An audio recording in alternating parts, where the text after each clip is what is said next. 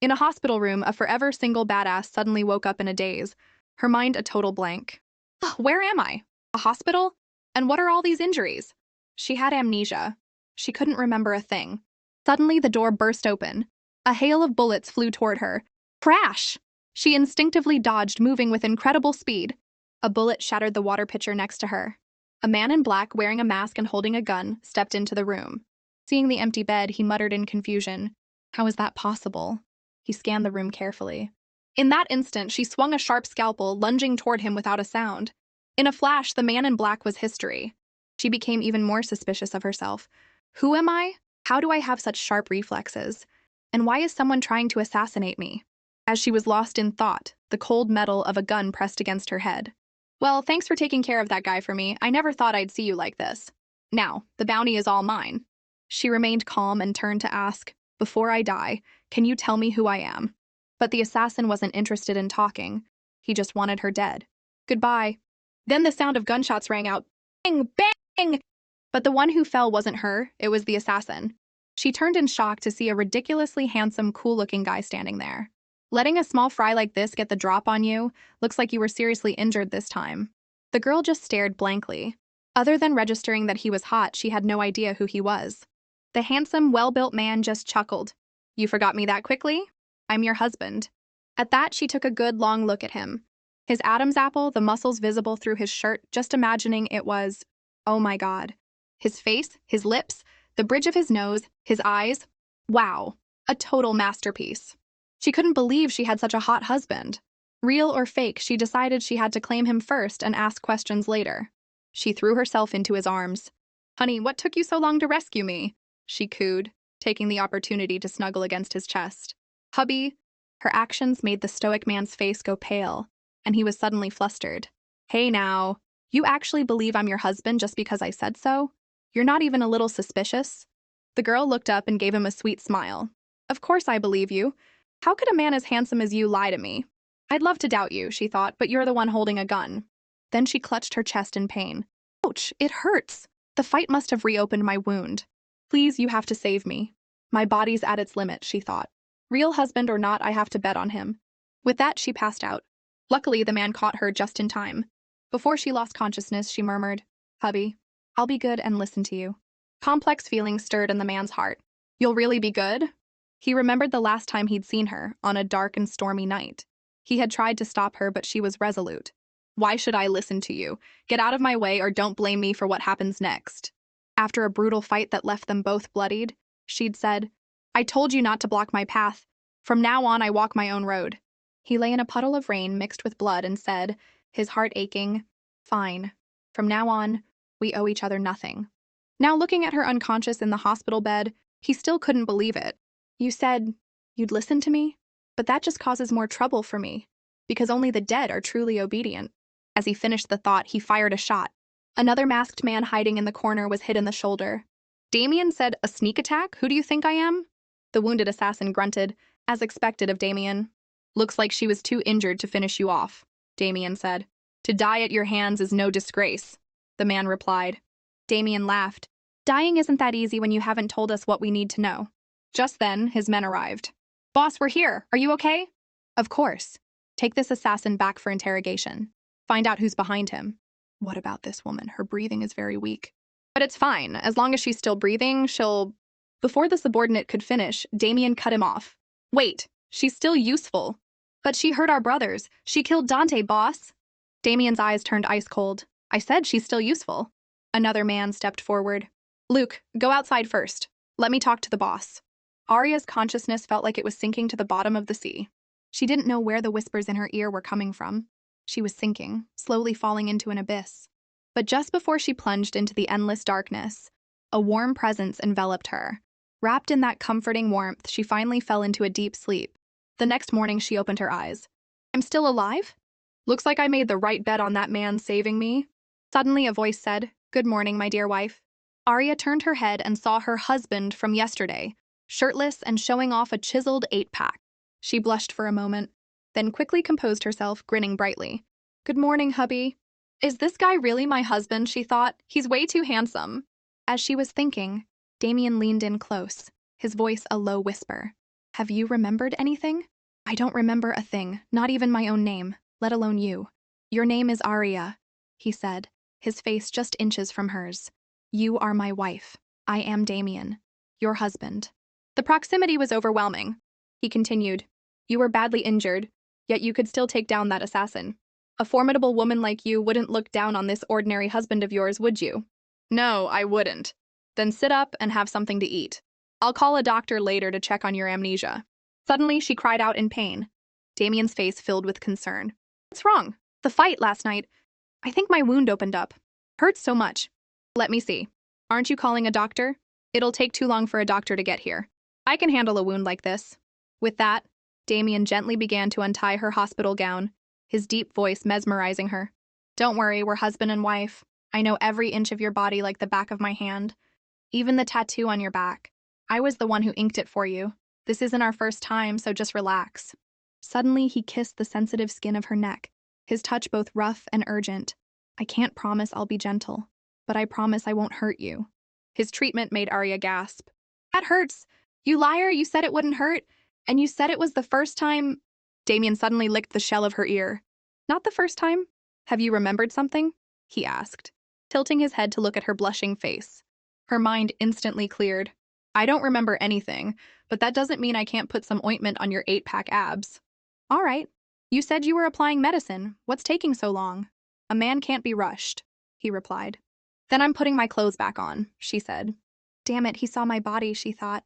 My skin feels like it's on fire. Was he just testing my reaction? Trying to see if my wound was real?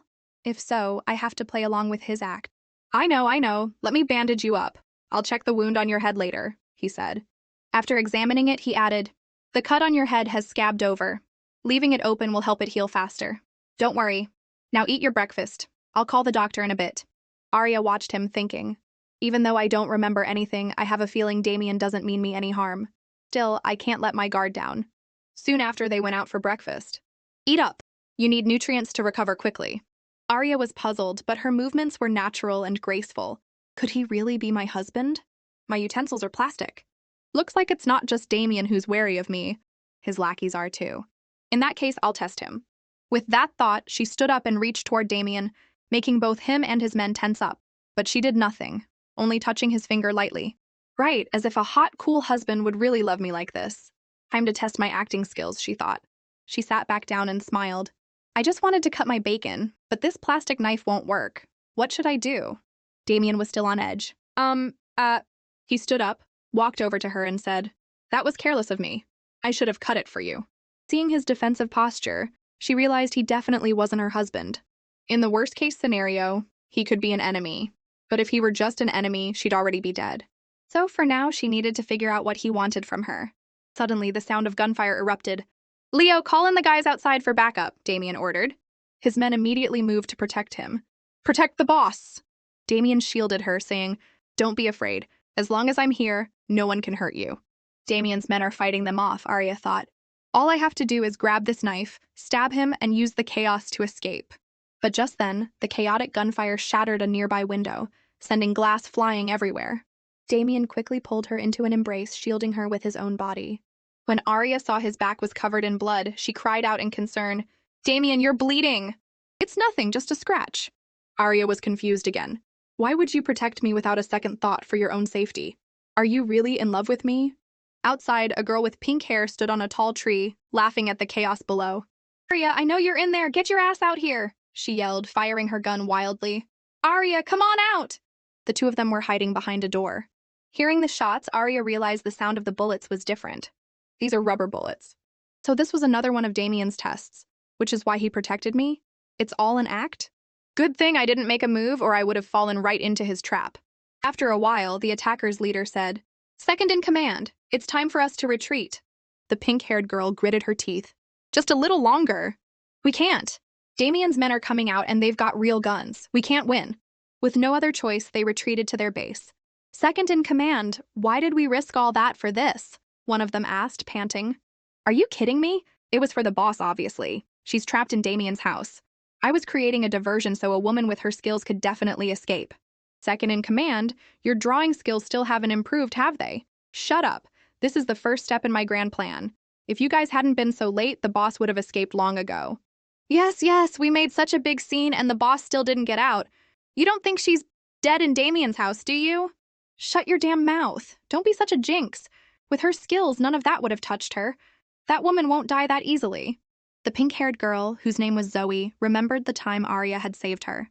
Are all the men who bullied you here? Ms. Arya, please spare me. My foster father controls all the business in this city. Let me go and we can cooperate. It'll be very beneficial for you. Her father owed me money, so he used her to pay off his debt. My brothers and I just wanted a taste of a woman. It's not worth you disrupting the peace between us for her, Ms. Arya. Arya laughed. Did you forget that the one with her foot on your throat right now is also a woman? You humiliate the weak women and kneel before the strong ones. You're just a pathetic bully. Ms. Arya, that's not what I meant. Zoe can't compare to you. Please let me go. I'll do whatever you say. Arya turned to Zoe. Zoe, look, this is your nightmare. Look at him begging for mercy like a dog. Is he really that scary? It's your nightmare, so you end it. Zoe, show me how strong you can be. Crush everyone who looks down on you under your feet. Remembering that, Zoe steeled herself. Arya is that strong, she has to be alive. I will definitely save her. While her sister-in-arms was worrying about her, Arya was busy applying medicine to a hot guy.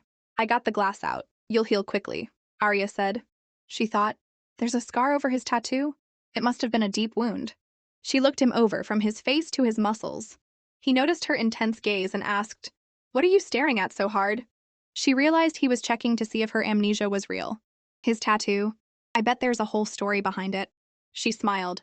I'm just admiring my husband's fine physique. Perfect body like this should be shown off more often.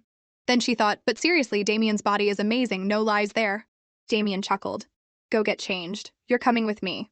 As soon as she entered the dressing room, she thought, if we were really husband and wife, there'd be traces of us living together in this closet, right?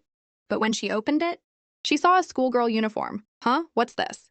I'm way too old to be a student. Is this Damien's kink? Is this how I used to dress? Maybe. This is his thing? He's into this? She looked through the clothes and saw lacy things that made her feel helpless. All these outfits are so weird.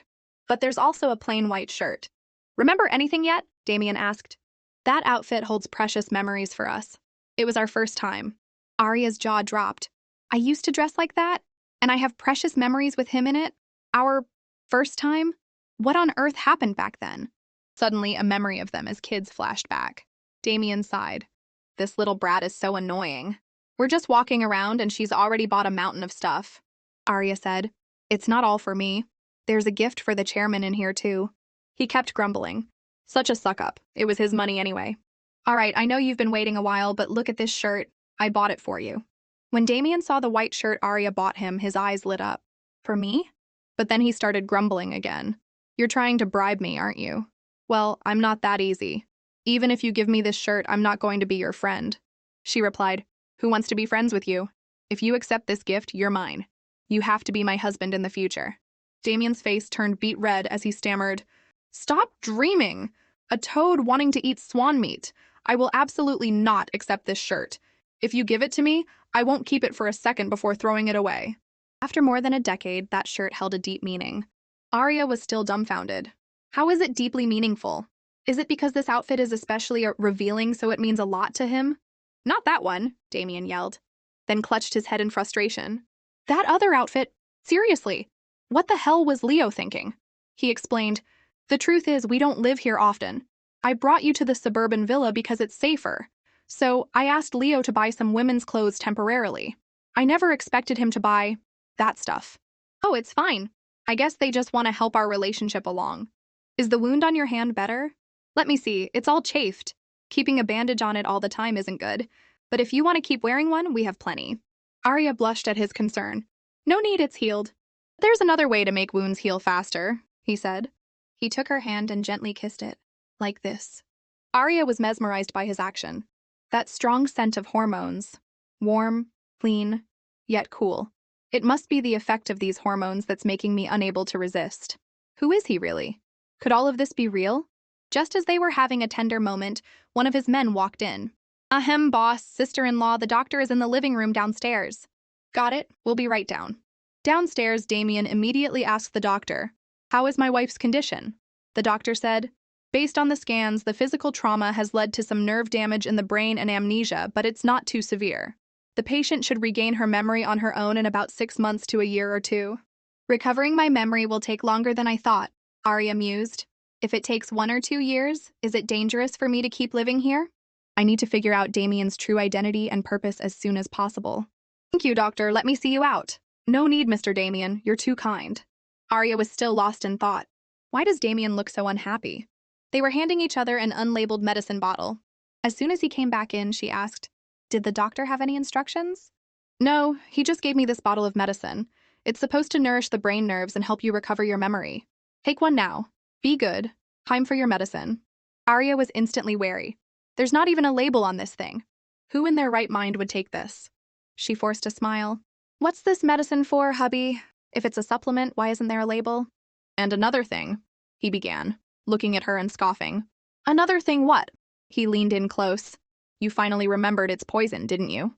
Hearing that, Arya's face went pale with shock. He laughed. "Just kidding. I'm your husband. How could I possibly harm you?" Arya grew even more confused. If he wanted to kill me, he would have done it already, not waited this long. Unless he wants to turn me into an idiot? Damn it, my head hurts. I can't remember anything from before. No matter what, there's definitely something wrong with him, but for now, I'll just have to find another chance to test him. "Not feeling well? Let me take you to rest," he said. Up in the room, he placed the medicine on the table and said, "Remember to take your medicine." Arya stared at the bottle, deep in thought. He's reminding me to take the medicine again. Looks like there's a problem with this stuff. What's wrong? Don't want to take it? Or do you want, he said, popping a pill into his own mouth, and then pressing his lips to hers. "Do you want me to feed it to you like this?" She turned her face away. "I don't want it." Her words reminded him of her strong-willed past self. She had once said the same thing to him, just as coldly. "I don't need your help." With no other choice, he grabbed her hands and forced the medicine into her mouth with a kiss. "You're crazy! Let go of me!" Damien ignored her, his hands exploring her body, making her squirm uncomfortably. "Don't you dare touch that spot!" she yelled. At that, he froze. "Right, you have a wound there. Does it still hurt?" Sorry. I just remembered some unpleasant things and lost control. Get some rest. I'll call you for dinner later." Arya lay in bed, her mind racing. She touched her lips, remembering Damien's expression just now. He was that worked up, but he still managed to hold back and worry about my wound. What on earth happened between us? Outside the room, Damien got a call from Leo. "Is there a problem with the medicine?" No problem at all, boss." "Is that so? Then why is Arya still suspicious?" "Boss X wants to meet with us. I told them Arya is in our hands. Good, well done." At another gang's headquarters, not only is Arya not dead, but the assassin we sent was captured by Damien. Before he could finish, his boss slapped him across the face. "My apologies. I've already arranged for an inside man to sneak into Damien's villa. He'll kill that bitch when he gets the chance. Please give me one more opportunity. Then do it cleanly. After that, frame Damien for it. Those scumbags at the Phoenix Syndicate will definitely seek revenge on him. Then we can just sit back and reap the rewards." Understood. Back at the villa, Arya was growing more and more restless. "I've been here for over a week, and my wounds are starting to heal. Today, Damien went to the Syndicate to handle some business, leaving me cooped up in this villa. It's so suffocating." 4 bodyguards stood behind her, their gazes heavy as mountains. The moment she stood up, all 4 of them broke out in a cold sweat, instantly pointing their guns at her face. "I'm just going to the bathroom. No need to be so jumpy." This is exhausting, she thought. I feel a hint of murderous intent in this awkward atmosphere. Or am I just being paranoid? I need to find a way to build a relationship with these guys. Just then, a guard approached with a knife, startling her. "That's the knife that—" "Ha, sister-in-law, you're back from the bathroom. Now let me show you my skills." She screamed in panic, "Ah!" But the guard simply picked up an apple and began skillfully peeling it. "Ha ha. What do you think, sister-in-law? This is my unique apple-peeling knife dance. I can peel 3 apples at once." "Oh, thank you. Are there any more apples? I want to try my hand at it too, of course." Soon the table was filled with beautifully cut apple slices. "Come on, everyone, help yourselves." Wow, sister-in-law's knife skills are amazing. Seeing them so happy, she thought, haha, looks like this was a success. A guard handed her a drink. "Sister-in-law, I added some hibiscus to this iced tea. It's very good for you. Please have some." She thanked him. However, as she was about to drink, she realized there was something wrong with the tea. "It's a hot day. I'll drink it later," she said, thinking, I don't know if the person who made this tea is the problem, or if someone added something to it, but it definitely wasn't Damien's order. He wouldn't need to use such a complicated method. Even for cutting fruit, he gave me a plastic knife. So I can confirm that someone else in this room wants to harm me, and this person seems to be very afraid of me. They don't dare to confront me directly. In that case, I'll patiently play this cat and mouse game. At the Phoenix Syndicate headquarters, Zoe was looking at information on a young man named Leo, the vice president of the Azure Dragon Syndicate and CEO of Damien's real estate group. He was loyal and dedicated to Damien, a righteous and kind man who was good at executing orders but lacked strategic thinking. Zoe smiled. This young man is much easier on the eyes than Damien. Her subordinate said, Damien is cunning and cautious. Maybe we should start with this Leo guy, perhaps with a honey trap. So, who do you think is suitable for that role? I'd do anything for the boss, but this guy isn't my type. Just then, another subordinate rushed in.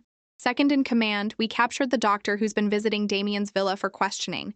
He said Damien is telling everyone the boss is his wife and that she has amnesia. Zoe was stunned. I knew it. That big-tailed wolf Damien has always been after the boss's body. I bet he's already had his way with her. The subordinate continued. The doctor said the boss is as meek as a little white rabbit. Could it be that Damien is training her in a different way? Zoe's imagination ran wild, and the more she thought about it, the angrier she got. How could their strong, powerful boss suffer such humiliation? Absolutely not. No matter the cost, she had to rescue the boss from that place immediately. Back at the villa, Arya sat staring at the glass of tea. I've waited until the tea is cold, and the person who drugged it still hasn't made a move. A guard said, Sister-in-law, you don't like this tea? Arya immediately thought this was the guy who drugged it. But then he picked up the glass. I treasure every one of these tea leaves. Can't let it go to waste. I'll drink it first as a courtesy. Seeing him about to drink, Arya quickly slapped his hand, sending the glass shattering to the floor.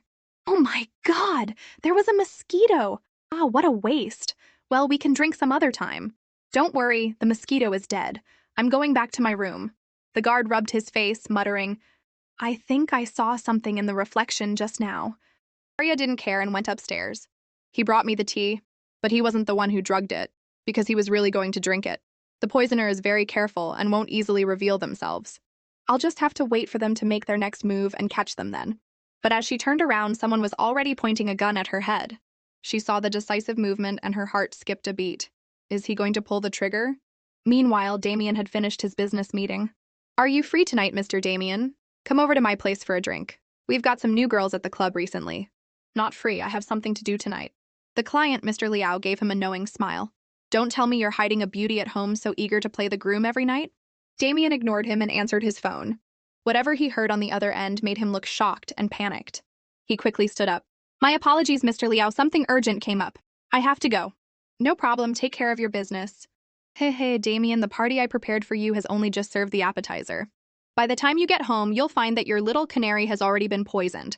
Damien rushed back to the villa. Where's Arya? He flew up the stairs, threw open the door, and called out, Arya! But he stopped short, seeing her munching on a bag of chips. What are you doing? Eating chips, what's wrong? Disappointed I'm not hurt? Damien finally let out a sigh of relief. No. Come on, sit down, baby, she said, and I'll tell you all about it. Back with Leo, he was talking to his men. We need to be extra vigilant lately. Arya was targeted in a shootout, and we have a mole among us. Don't worry, with you here, who would dare? Speaking of which, why did the boss suddenly decide to keep that she-devil around? The boss said that years ago, when she was living at his uncle's house, she stole the Syndicate's master seal. Damn, so she has the seal? Suddenly, Leo saw a group of thugs harassing a schoolgirl. It turned out to be Zoe putting on an act. Without hesitation, Leo rushed forward and kicked one of the thugs, sending him flying. Let her go! The terrified thugs ran off. This is Azure Dragon territory, not a place for you to act high and mighty. Miss, are you all right? Sob, thank you. Please. Can you take me home? Back in Arya's room, she was telling Damien the story. The gun barrel was just inches from my face, but I wasn't scared. He, on the other hand, was terrified of me, so he hesitated to pull the trigger, which gave me a half-second opportunity. Not only was I not scared, I was a little excited. It was instinct, like a bloodthirsty predator. I kicked him right in the face, sending him flying. I chased after him like crazy, and he had to throw a smoke bomb to get away. It's a shame the smoke let him escape, so I couldn't catch him. Damien listened, his expression thoughtful. Why are you looking at me like that? She asked. He rested his chin on his hand and smiled. So you let him get away without even seeing his face? Of course, I didn't have time. What a pity. It seems there are a few rats hiding in this house of mine, scurrying in the dark and causing trouble. But since you're all right, get some rest. I'll handle the rest. Wait, you're leaving? What's wrong? I almost got shot to death and you're not going to comfort me? He turned back, raising an eyebrow. He stepped closer, his hand touching her face, caressing her lips. I didn't think you needed comforting. Like you said, you have the fiery instinct of a wild beast that craves to be bathed in fire. That's what the real Arya needs. Don't say that. Why would I need those things? He pushed her onto the bed. Another familiar scene. You seem to enjoy this little trick. Get off me! And if I don't? Then I'll kick you where it hurts! She paused. Wait, why did I just say that? Damien quickly stood up. See? I told you, you don't need comforting. After night fell, while Arya was sound asleep, the door creaked open. Damien slowly walked in, holding a knife, and approached her. Are you really asleep? Are you putting on an act for me, or is it real? It would be nice if you could stay like this forever. He didn't hesitate, bringing the knife down toward her, but he stopped just inches from her neck. So you really are asleep. He went out, closing the door. Sleep well, my wife. After he left, Arya trembled, clutching the sheets and letting out a shaky breath. Was he just about to kill me? No, it felt more like he has some deep, obsessive grudge against me. Meanwhile, Leo had somehow ended up taking Zoe home. He sat awkwardly on the couch, squirming and swallowing hard as Zoe emerged in a short dress, holding a glass of wine. My hero, thank you for fighting off those bad guys and bringing me home. It was nothing. Don't mention it. Were you hurt earlier? Is it serious? Zoe looked vulnerable. The physical wounds are nothing compared to the emotional trauma. I'm still so scared just thinking about it. Seeing her distress, he moved closer to comfort her. It's okay. It's okay. You're safe now. He paused, then scratched his head. Sorry, I didn't mean to touch you just now. How should we address each other? My name is Leo. Seeing him like this, Zoe thought, this guy is a good actor. Let's see how long you can keep it up. My name is Sophie. I live alone, so I get harassed by thugs a lot. She then started telling him her sob story, and Leo couldn't stand it. He was furious. Those bastards are scum! Don't be angry. The police arrived in time, so I'm okay. Don't worry, you won't have to deal with that kind of thing again. She still looked upset. Oh, my drink is cold. Let me make another one. No, don't trouble yourself. It's okay, you're the hero who saved me. As she walked, she pretended to trip and fall backward.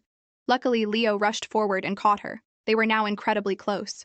Are you okay? He asked. I twisted my ankle. It hurts so much. I don't think I can walk. With no other choice, Leo scooped her up. Let me carry you to your bedroom.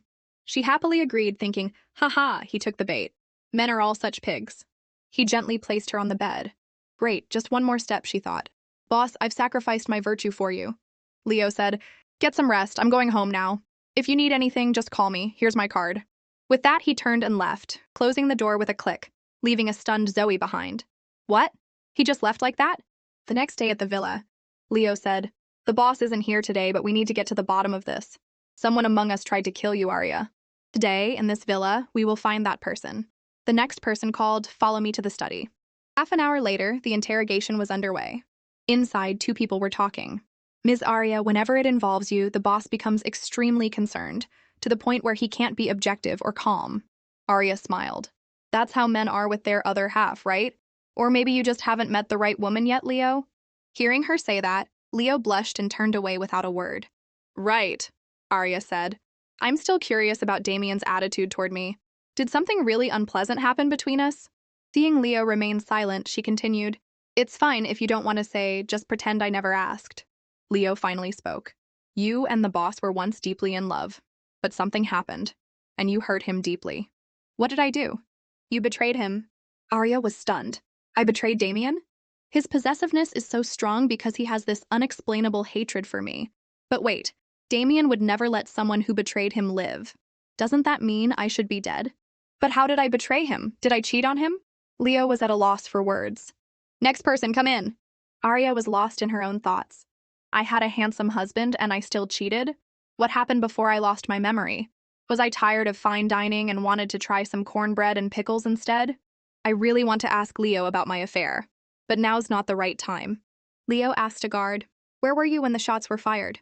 I was cleaning up when I heard gunshots from the warehouse. I was in the bathroom. I didn't even have time to pull up my pants or wipe. Arya said, before the shooting, the cameras in the common areas of the villa were damaged, so a lot of their statements can't be verified. Don't worry, sister-in-law, leave this to me. You go rest. Leo, about that cheating thing? But Leo just walked away without saying anything. She had no choice but to sit there thinking. Cheating? But with Damien's body and even his kissing technique, How could I cheat? Was he bad in bed, so I did that? No, what am I thinking? Right now, the most urgent thing is to get on his good side. Make him give up the idea of killing me. That evening, she went into the kitchen to cook. Damien opened the door. I'm home, what are you doing? Hubby, you're back? You must be exhausted. I made your favorite dish today. Try my braised pork ribs. Damien was startled. Was there an assassination attempt on you today? Did a shootout happen in the kitchen? So the assassins have been neatly dealt with? And this in front of me is them? I have to say, that's a very efficient way to dispose of them. Are you trying to poison me so blatantly? She smiled. Just try it. I spent all afternoon making this. Still in disbelief, Damien said, All right, let me try. He picked up a piece of meat and ate it, while Arya watched with expectant eyes. He looked at her and said, It's delicious. No? Yes, really. He leaned in closer. Make it for me again next time, okay? You go rest. I have some business to attend to. I'll be back later. After he left, she tasted the food she had cooked. It was speechless lie bad. How could it be this terrible? What on earth did I do to betray him that he's still so tolerant of me? Damien went to another room, pushed aside a large painting, and entered a basement. He still won't talk? No, he'd rather die than reveal who hired him to assassinate Arya in the hospital. Humph, this assassin has some professional ethics. Seeing the man, beaten and bloody but still defiant, Damien clicked his tongue. Assassins from the Shadow League don't belong to any syndicate. Don't tell me you're naive enough to think that if you keep your mouth shut, your employer will let you go? To your employer now, you're more of a liability than an asset. If I hadn't hidden you here, he probably would have killed you long ago. I'll give you one day to think about it. Leo, let's go. As soon as they closed the door, another man crept in. He held a knife and laughed menacingly.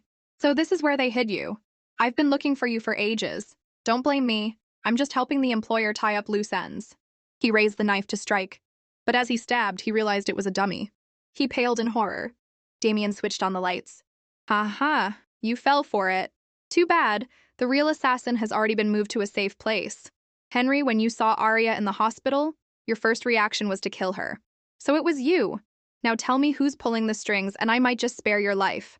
After some intense interrogation, they learned that Bruno, the leader of the Kirin cartel, was behind the whole thing. The Kirin cartel and the Phoenix Syndicate are equal in power. Offending the Phoenix Syndicate would do him more harm than good. Could it be the chairman of the General Syndicate? Damien motioned for silence. Leo asked, Boss, you're just letting that traitor go? Won't that cause problems? I will not spare those who betray me, and that includes Bruno. Make it clear, betrayal is our ultimate taboo. Even if he gets his money, he might not live to spend it. Just then, Leo received a text from Zoe. Are you free? Can you meet me somewhere? Meanwhile, Arya was still lost in thought. When will I get a chance to rebuild a good relationship with Damien? He's so guarded right now. The fact that I betrayed him is like a ticking time bomb. If I don't resolve this, I'll lose my life. If he's in a bad mood one day, I'm done for. She looked at herself in the mirror and sighed. This won't do. The best way to close the distance between a man and a woman is to make that distance negative, right? I have to take the initiative, take control of my own fate. But suddenly her head throbbed. A flash of a bloody, brutal scene appeared. Damien's voice echoed in her mind.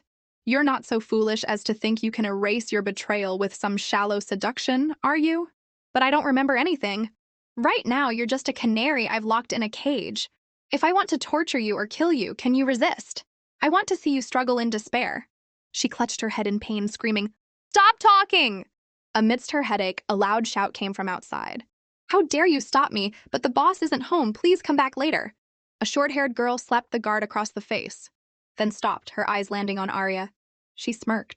I was wondering why you wouldn't let me in, so he's hiding a beauty in here. Arya looked at her thinking, who is this girl? Why is she acting like the main wife catching a mistress? Doesn't matter who she is, rule number 1 of survival, don't start a fight with someone who's smiling. Arya, munching on chips, said, Hello, sis. Want some chips? Sorry, Damien isn't home. The short-haired girl was taken aback. You dare call me sis? You dog, do you know how old you are? Why are you calling me sis? I'm younger than you by 1 year, 4 months, 27 days, 11 hours, and 40 minutes. And you have the nerve to address me so casually? God, I'm so pissed. Seeing her reaction, Arya was baffled. Why are you so worked up? The girl said, All right, let me tell you. Don't think I don't know what you're up to. You're just some savage woman who's shamelessly sticking by his side, right? What did you say? You're misunderstanding. Don't even try to pretend. Listen up. I'm Victoria, Damien's girlfriend. You're the shameless other woman. Get the hell out of here. Don't think you can win his heart by playing weak. You're just a brazen, wild woman. Meanwhile, at Damien's meeting with Marcus, the new chairman, the great leader of the Azure Dragon Syndicate visiting me for tea is a rare honor. Not at all. Since you're here, of course I have to visit often. Marcus was the man in charge of the entire city syndicate. He said, "You must have been busy lately, right? Victoria has been bothering you again. It must be tough." Damien replied, "It's manageable. Actually, I've brought Arya back to my house."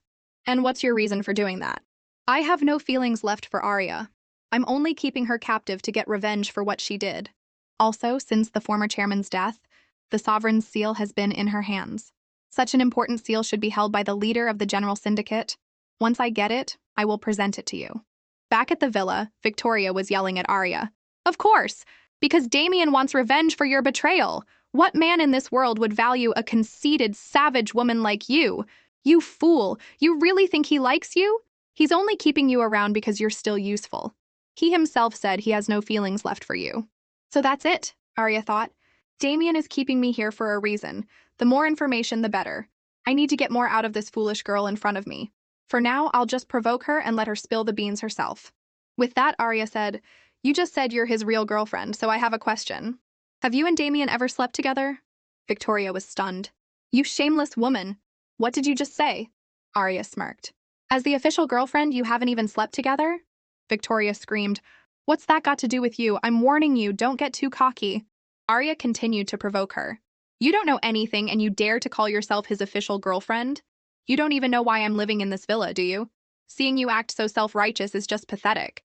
"Who says I don't know? You and Damien are mortal enemies. He's only keeping you alive because you have leverage over him." "No, not leverage. Something very important. You think you can erase the deep wound you inflicted on him by pretending to have amnesia? You cracked his collarbone. That blow almost killed him." Hearing this, Arya was shocked. "I cut him? Why? What happened?" "I can't remember. That scar on his tattoo, is that the proof? Everyone says I betrayed him, hurt him. Is it all true? Was I really that cruel?" Victoria sneered. "You think people call you the hyena because you're strong? It's because we're disgusted by your tenacious, groveling, never-let-go attitude. Damien is only keeping your sorry ass alive because you have something important. Otherwise, how would you still be breathing?" "I see. Thank you." And just like that, Arya had gathered a wealth of information from Victoria. Meanwhile, Damien finished his conversation with Marcus. Before he left, Marcus said, "Do you know what's most admirable about you? You're just like the former chairman. You work cleanly, leaving no loose ends. Rest assured, after I hand over the Sovereign's seal to you, I will personally finish that woman." Marcus sipped his tea and smiled. "This tea is truly delicious." Arya was packing her suitcase. "Regardless of who's at fault, the most important thing is to stay alive. If I stay here, I'll be in danger." Damien opened the door. "What are you doing? Where are you going?" "Your girlfriend just told me to get out." "What girlfriend? I don't have a girlfriend." "She said her name is Victoria." He sat down and explained, "She's the daughter of the chairman of the General Syndicate. We're just acquaintances." She said, "I may have amnesia, but I'm not interested in your love life. If there are other fish in your pond, I'm sure there's more than one. So please, be merciful and let me go."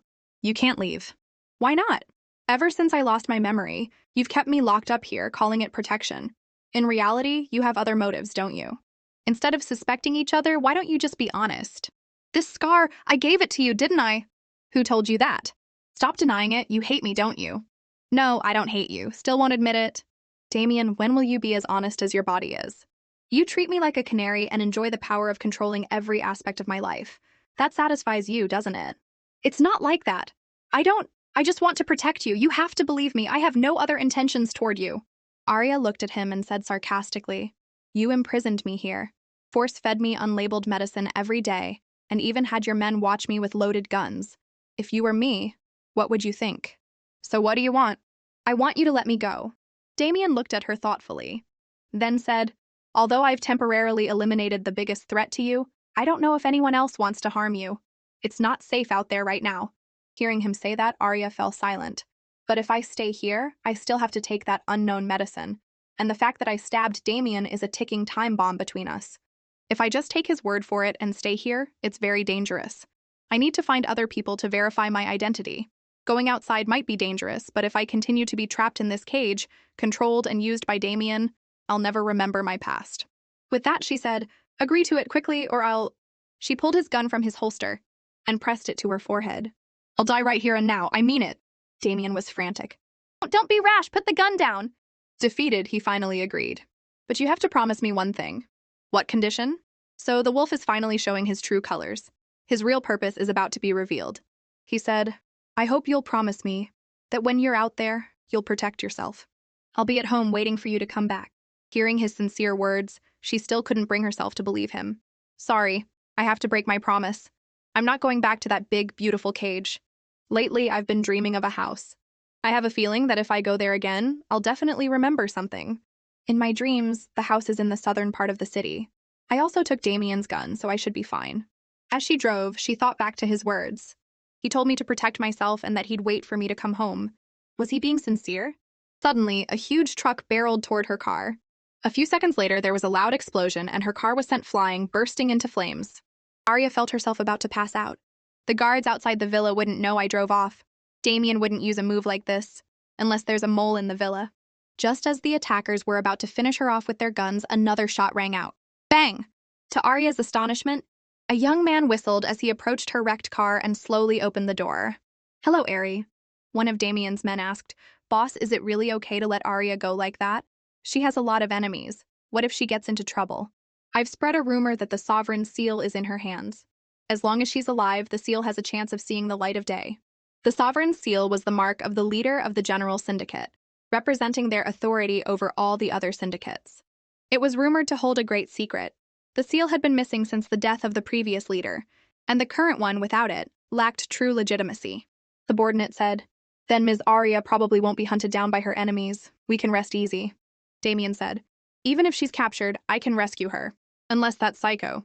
It seemed that on Arya's end, she had just met that psycho. The young man who had just saved her lit a cigarette and laughed menacingly. Arya, long time no see. Why do you look so pathetic, like some common woman?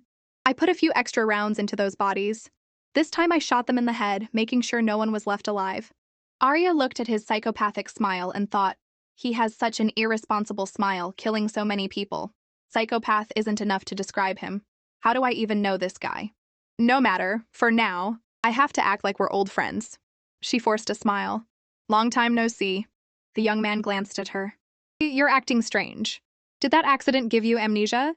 If Ari forgets me, I'll be heartbroken. It would be like I no longer have a reason to exist. You're mistaken. I don't have amnesia, I'm just a little slow to react. As she spoke, she grabbed a piece of broken metal and stabbed it into his neck, then opened the door and ran. Goodbye and good riddance. Too dangerous. I've really pissed off a psycho this time. I have to get away from him. As she ran, a pop sound made her freeze, and she collapsed. Haha, now that's the Ari I know. Too bad you forgot to finish the job. But it's been a while since we've played like this. Come to my place today and we can slowly catch up. Meanwhile, Leo was with Zoe. The scenery here is beautiful. When I was a kid, my dad used to bring me here. My dad was a retired soldier. My mom was a... Suddenly, Zoe flashed back to a childhood memory. Her father owed people money, and they came to collect. While they were torturing him, one of them discovered her hiding in a closet. The memory made her freeze. Leo asked, Sophie, are you okay? Why are you suddenly crying? It's nothing. Just got emotional from the scenery, remembered some old things. It's all my fault, he said. It's okay. Having you here now is enough. With that, she leaned in and kissed him passionately. But this passionate kiss was witnessed by someone in a nearby white car. So it's him? Arya was lying on the floor, dazed. I'm not dead? Was that a rubber bullet? The young man approached her, smiling. So it really is my cruel Ari? Ari, you hit me pretty hard, you know? It really hurts. It's okay. Arya said, A monster like you won't die that easily. She thought, this guy knows me. He might be able to give me more useful information. For now, I'll have to go along with him. In the car, the young man was whining as he drove. Ari, making an injured person drive is so cruel. Cut the crap. I already treated your wound. Good thing I had Victoria to give me a rough idea of who I was before I lost my memory. Now I can just act like myself. As long as this psycho doesn't find out I have amnesia, I'll be safe. But as they drove, she saw Leo kissing a girl. Is that his girlfriend? What's he doing here? The young man beside her said, Look at that, a couple setting off fireworks. This place is so deserted, it's convenient for certain activities. Convenient for what? Arya asked, silently cursing. I didn't realize this psycho had such a dirty mind. He replied, convenient for dumping a body after a kill. Arya was speechless. Can this guy's thoughts ever be normal? He asked, want to stop and say hi to your old friend? No need, just keep driving. I can't believe I ran into Leo here, but he's Damien's man. It's better if I don't see him. They arrived at the psycho's place. Inside, he said, as expected of Aerie, your bandaging skills are as good as mine. She forced a laugh. Ha ha, you get good at it after being sick for a long time. She looked around, sizing up the place. He has a full set of medical equipment. There's a pharmacy and a lab for making drugs. Is this psycho a doctor? He asked, Arya want to take a shower? Arya was taken aback. He says that so casually. Are we that close? She said awkwardly. Showering at your place seems a bit inconvenient.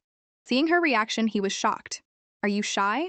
Heavens, you don't actually think I'd peek at you while you're showering, do you? She said, I wasn't thinking that. What are you getting so worked up about? From his reaction, we're probably just normal friends, no funny business. He laughed his creepy laugh again. But a man and a woman in a secluded place? It could be interesting. Arya gave him a look of utter disbelief. He stretched and continued. The most perfect way is to run the water while cutting. The bathwater washes away the blood, all the evidence of the crime. Very convenient. Arya finally understood. Is his mind always on killing? This psycho only has one desire, and that's murder, isn't it? He smiled. Oh right, there's something, come with me.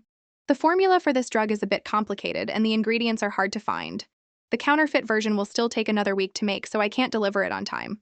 I'll give you a 10% discount. She took the pill, thinking, so this psycho and I are partners in the drug business. She then took out the pill she'd been taking at the villa. Help me find out the components of this medicine. He smiled. A drug from Ari is definitely a big moneymaker. Go wait for me in the study upstairs. 15 minutes should be enough. Soon she went up to the study. As she was looking around, he finished his analysis. Well, what is it? He said, it's a nerve supplement, good for the brain. In short, it's for treating amnesia. Hearing that, she was stunned. It's really a medicine for amnesia? So Damien wasn't trying to harm me. He continued, this drug is for a very niche group. Even counterfeiting it wouldn't be profitable. Who's taking this? Don't tell me it's you? Arya felt a pang of guilt, but she quickly covered it up. Of course not, it's for a friend. He added, this calligraphy, you gave it to me. It has both our names on it. A really nice memento. She was confused. My name is on it? The handwriting looked familiar. This must be my handwriting. That's right. I wrote it. Hearing her say that, he burst out laughing and held a knife to her throat. Then what's my name? How could Arya possibly remember his name? She tried to stay calm. He's suspecting me. If I can't answer, I'm dead. I'll count to 3. Put the knife away. She started counting down from 3. Hearing her count, he retracted the knife. Don't be so tense, I just wanted you to say my name. Stop it, you're being creepy. We really don't get along. I trust my instincts. Even if I didn't have amnesia, I'm sure I wouldn't be saying his name. She turned to leave. Seeing her turn her back, he pleaded, don't be so heartless. She said coldly, get lost. I'm going to bed. But she glanced back at the calligraphy on the wall. She had a feeling that if she couldn't say his name, she'd have to sleep with one eye open. The word Sales, is that his name? The moment I saw that familiar writing style, I felt like I remembered something. His name definitely isn't Sales. Good night, Silas, she said. Silas smiled. Arya said my name. She had written Sales on the wall, which is simply an anagram for Silas. She must have intentionally used a pun when she wrote it. That night in the villa, Arya lay in bed, missing the comfortable bed at Damien's place and even his goodnight services. Suddenly she heard a sound from downstairs. She got up and went to the basement to check it out. Why isn't the door locked? She peeked inside and saw Silas with a collection of mummified corpses. The horrifying sight hit her like a hammer.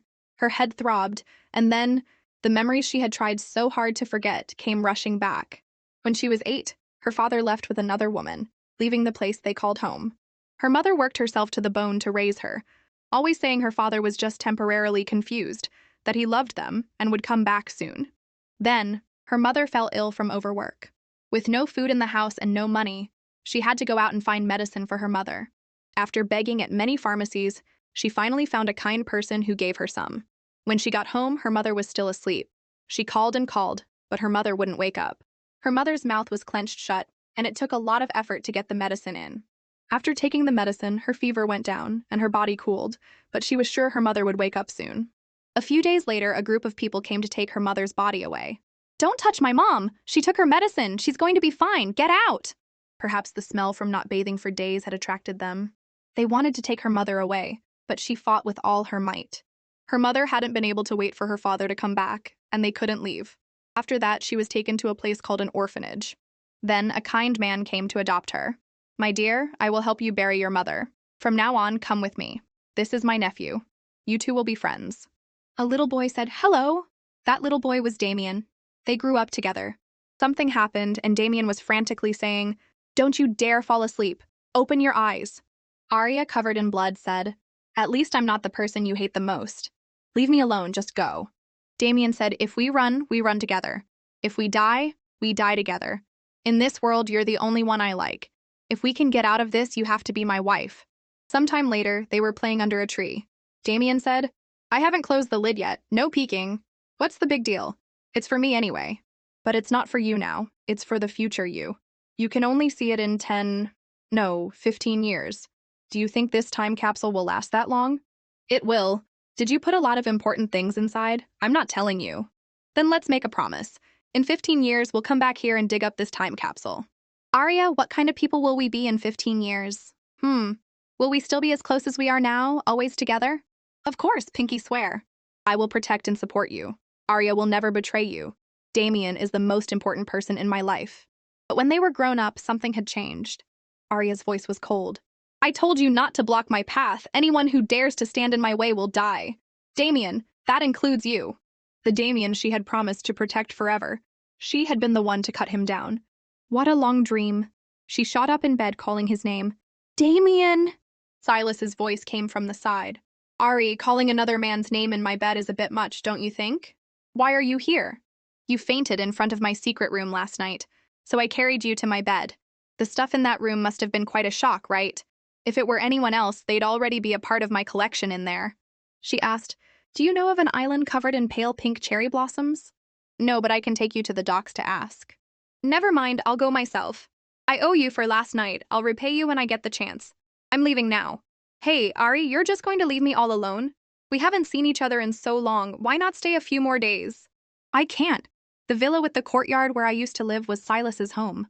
Next, it's time to go to the island from my dreams." She went to the docks and asked around. "Hello, I'd like to ask if there's an island nearby with lots of pale pink cherry blossoms." "You mean Crimson Wave Island? That island has the time capsule I buried under the tree. It might help me recover more of my memories. $1,000 and I'll take you there on my boat." She quickly boarded the boat. A young man also got on, saying, "I'll pay triple, just take me along. All right, get on. We're about to leave." The man quickly found a seat. She thought his figure looked familiar. As they were sailing, the young man asked, "Are you going the wrong way? This isn't the route to Crimson Wave Island." "Hut the crap. I took your money, of course I'm taking you to the right place." Arya said, "You're taking him to the right place, what about me?" "My dear, someone wants to see you. It's not dangerous, I hope you'll cooperate." With that, 3 men from behind approached her. "Be good, don't run. We're just taking you over there." "Just you guys are going to take me?" Arya quickly drew a gun and fired. Bang! Bang! "How about I send you guys on your way?" The men were terrified. Just as she ran out of bullets, the boat captain pointed a gun at her head. "Shit, you're out of ammo, aren't you?" Before he could shoot, another man pointed a gun at his head. "Not quite. Drop your weapon and tell your men to stand down." The captain sneered. "There are a dozen of us. You think you can kill us all? We're in the middle of the ocean. How are you going to escape?" The man in the hood was Damien. He said, "You're the ones who need to get lost. I'll give you 1 minute. Either jump into the sea and run or die." Both of them realized it was Damien. Why is he here? Damien said, "I brought enough ammo today to kill everyone on this boat. If you don't want to die, get lost." Arya's emotions were in turmoil. It had only been a day, but she had missed him so much. The captain said, "I'll settle this debt with you sooner or later." Then he and his men left. Arya said, "You're just letting them go like that? Doesn't seem like your style. So I should kill them all, including you? You're a hot commodity right now. Everyone's looking for you." They probably never dreamed that a fat piece of meat would just walk right into their mouths. She said, "I was trying to get to a place, the only place you can get to from this dock, but I accidentally got on a pirate ship. It's a beautiful place with pale pink flowers blooming everywhere." She glanced at him. "Damien, you're not holding a grudge about me stabbing you and stealing from you? Why did you bring me home and treat my wounds? Wouldn't it be much faster to just threaten me instead of treating me with such tenderness? Damien looked down thoughtfully. Arya, in your world, is personal gain the only thing that matters? Yes. Then what would you do? She smiled. If someone took something very important from me and stabbed me, I would definitely get revenge. I'd hunt them to the ends of the earth. And if it was someone close who betrayed me, I'd be even less forgiving. Damien said, so if you were the one who betrayed and hurt someone else, would you want them to get revenge on you in the same way? If you make a bet, you have to accept the loss. If you dare to do evil, you have to bear the consequences. Even if I were killed by someone close to me, I would deserve it. That's right, he thought. This is the Arya I know. He said, let's go back to the cabin. I'll take you to that place. You know where I want to go? Let me guess. An island full of pink flowers, a place that holds your memories, and a time capsule. As they were talking, the boat captain from before threw a bomb onto their boat. Boom! The boss's stuff hasn't been found yet, and you're just going to let them die? We heard from the listening device that Arya was going to Crimson Wave Island to find a treasure, so that girl is useless now. Arya was struggling to stay afloat in the sea. But in that critical moment, Damien used all his strength to save her. She could vaguely feel him saving her, but couldn't open her eyes. Soon, Arya washed up on the shore of an island, saved by Damien. I'm still alive? This looks like an island. But where's Damien? Is he dead? The thought made her curl up into a ball. He probably drowned trying to save me. He took such good care of me, genuinely wanted me to regain my memory, and I still suspected him. If not for me, he wouldn't have been dragged into this. He clearly meant me no harm, but I was always suspicious. I still can't remember anything. I'm so useless. First, I need to see if there's any food and water around here. She started walking around. After a while, she saw something up ahead. She squinted, her eyes widening. In front of her was a wooden house and the pink flowered tree from her dreams. This was it. The thugs from earlier were plotting something. You guys all said the hyena was so scary, but today you saw it with your own eyes. I killed Arya myself. Yeah, she's just a clueless woman. How can she compare to the boss? Shut up, let me call the boss. Huh, why isn't he picking up? What's going on? I can't move. Then all his men clutched their stomachs in pain. Silas appeared, saying, don't worry, I just gave them a little something when you weren't looking. Now tell me, where was Arya going? You think trash like you is worthy of killing Arya? She owes me another favor now. And just like that, another group of people was wiped out by Silas's gun. Arya entered the wooden house. Is anyone here? Looking around, she felt that no one was there, but the place felt familiar in an unexplainable way. Every corner, every object seemed to hold a trace of her existence. There was a TV and a videotape with her name on it. She put the tape in. The video showed her and Damien as kids, playing together. Hee, come look at this! Damien, what are you doing? Are you wearing a dress? Huh, is that me as a kid? At that time, she was chasing after Damien, saying, let me give you a hug. If not, I'll pull your dress off. Don't. Ha ha, Arya is so mischievous. You're not fair. You clearly like Arya more. Don't talk nonsense. He's your uncle. Watching the video, she unconsciously started crying. Damien's voice from the video said, Arya, don't forget our secret under the tree. Hearing that, Arya was stunned. Our secret? That's right, it must be that place, the memories that belong to us. She quickly found the tree and started digging. After a while, she found the 2 secret boxes from long ago. It's really the time capsule. She opened it and looked at the pictures inside.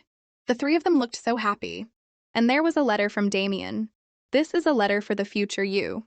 In the future, I want to be taller than you, and I want to marry you. If you don't agree, I'll still always be by your side. If you get a husband, I'll steal you away and hide you somewhere else. That way, we can be together. Also, I want to tell you a secret. I feel like the chairman likes you more. He always says you're smart and brave. Even though I feel jealous, I still choose to like you. I hope that one day in the future we can be together. After reading the letter, she burst into tears. Damien, are you really dead? I miss you so much. Sob. After crying for a while, she checked what she had put in her time capsule. As she opened it, her eyes widened. It's the Sovereign's seal. Why is it here? It was in my time capsule. Who put it here? While she was still in shock, Silas found her. Ari, so you're not dead after all. I was worried. I thought you and Damien had been eaten by fish. Seeing Silas, she quickly hid the Sovereign's seal. Silas saw her dazed expression. What are you doing? I can't let Silas find out I have the Sovereign's seal. Silas laughed. Haha, looking at a time capsule? Reminiscing about the past? The Arya I know isn't this weak. Lately, you haven't been acting like yourself at all. Arya stared at him for a few seconds. then pretended to put her hair up, conveniently hiding the sovereign's seal in her bun. Why are you here? Are you following me? I was worried about you, okay? Your body has been completely transformed by me into a collection of dried corpses, so if there's an accident and it gets damaged, it won't be pretty. Like that Damien guy, eaten by fish until he's unrecognizable. Since you're digging this hole anyway, you might as well use it to bury him. Arya's eyes sharpened. You saw Damien? So what if I did? Where is he? Dead. His body is over there. It's an eyesore. Hurry up and bury him. Sure enough, in the distance, Damien was lying there, barely breathing. Soon Arya had brought him into the house to care for him. After a while, he groggily woke up and instinctively grabbed her hand. Who is it? It's me.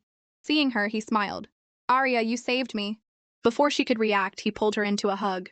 That's great. You were worried about me? Why? You don't want me to die?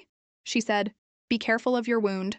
Just as they were having a moment, Silas walked in, hands on his hips, grumbling.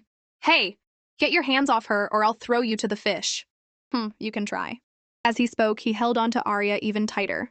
Arya blushed at the direct contact with his skin. Damien said, if you have the guts, come and take her. Silas said, Ari, get out of the way. Arya yelled, that's enough! Both of you, shut up! Silas, stop messing around! Silas put on a hurt expression. Ari, you're being mean to me for him? Does he mean more to you than I do? Arya said, that's not it. See? I'm very important to Ari. Did you hear that? Arya said helplessly, I didn't say that. Silas smiled. You probably know me, right? For the past year, Ari and I have been together. Before he could finish, Damien cut him off.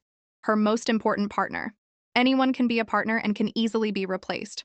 Not to mention you've only known each other for a year. As for us, Silas yelled, if you've known each other for so long, why did you break up? Damien said, but she was still willing to save me.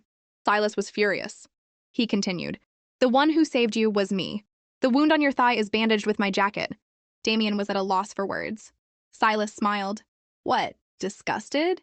If you have the guts, take it off. Arya was tired of their childish bickering. But Damien was the same as when he was a kid. He said, well, she was the one who told you to save me.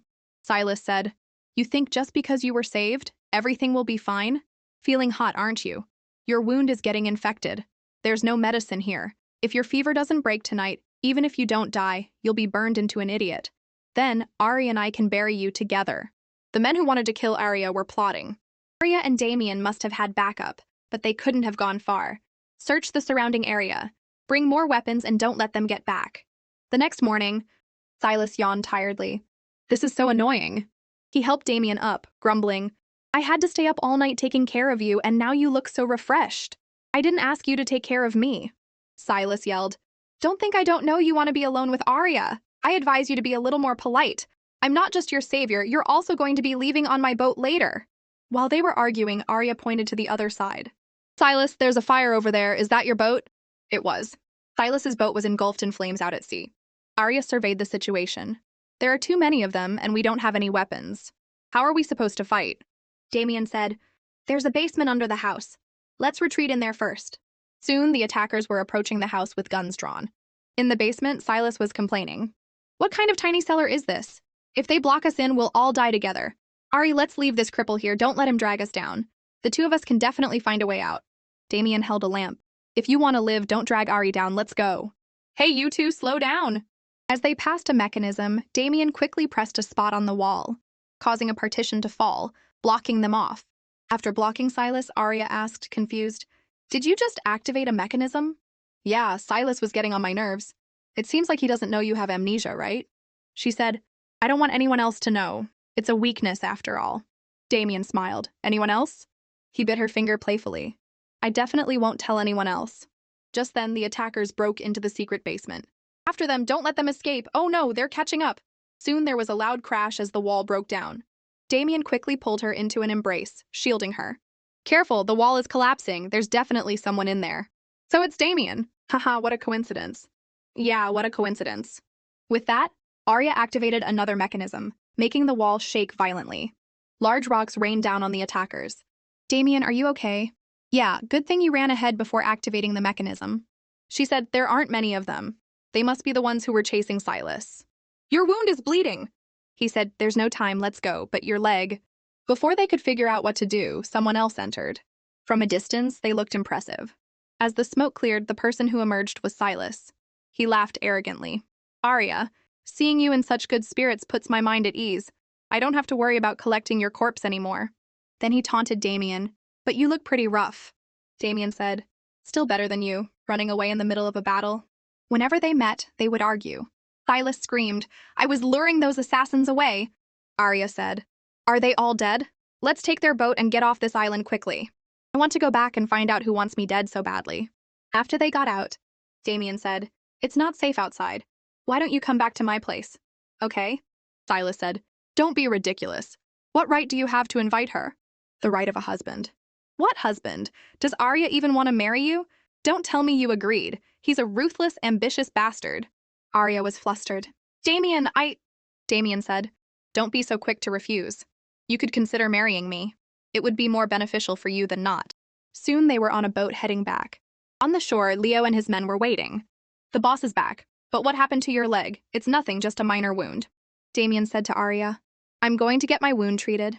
Think about it carefully and find me whenever you're ready. Silas said irritably, Ari, come to my place.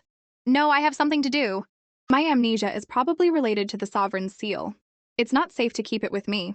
I need to find a place to hide it. That night at Damien's villa, Arya quickly snuck inside.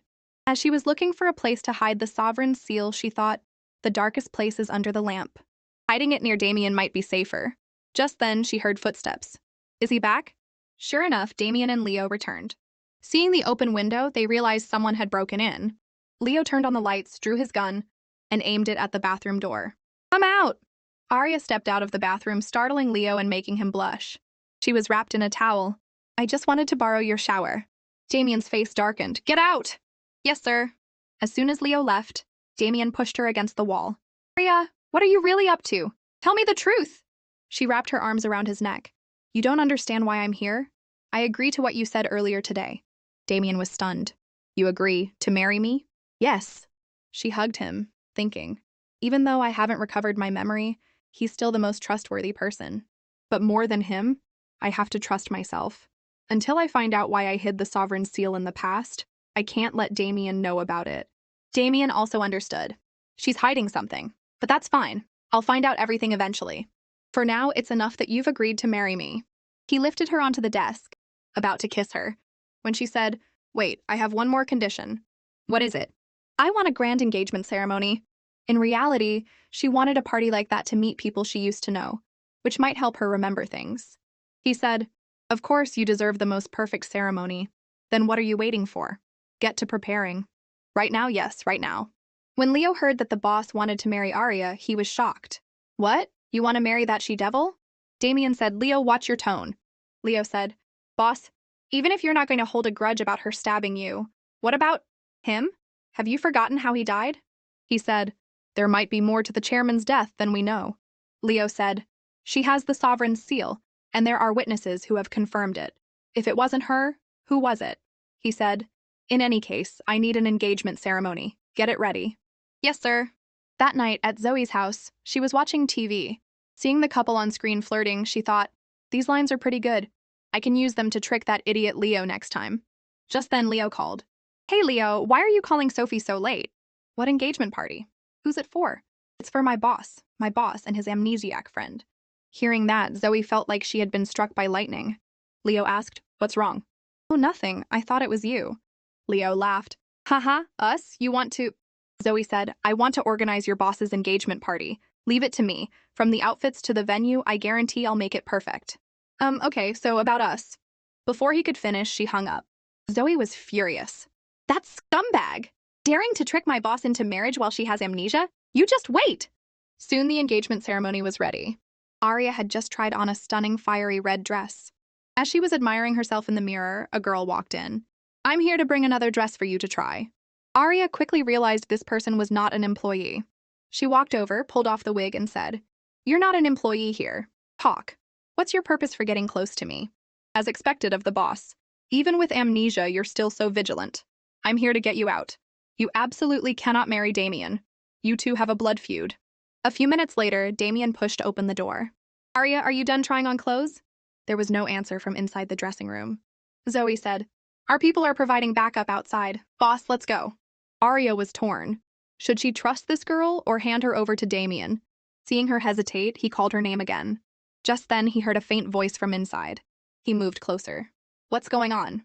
As he was about to pull back the curtain, Arya stepped out, smiling brightly.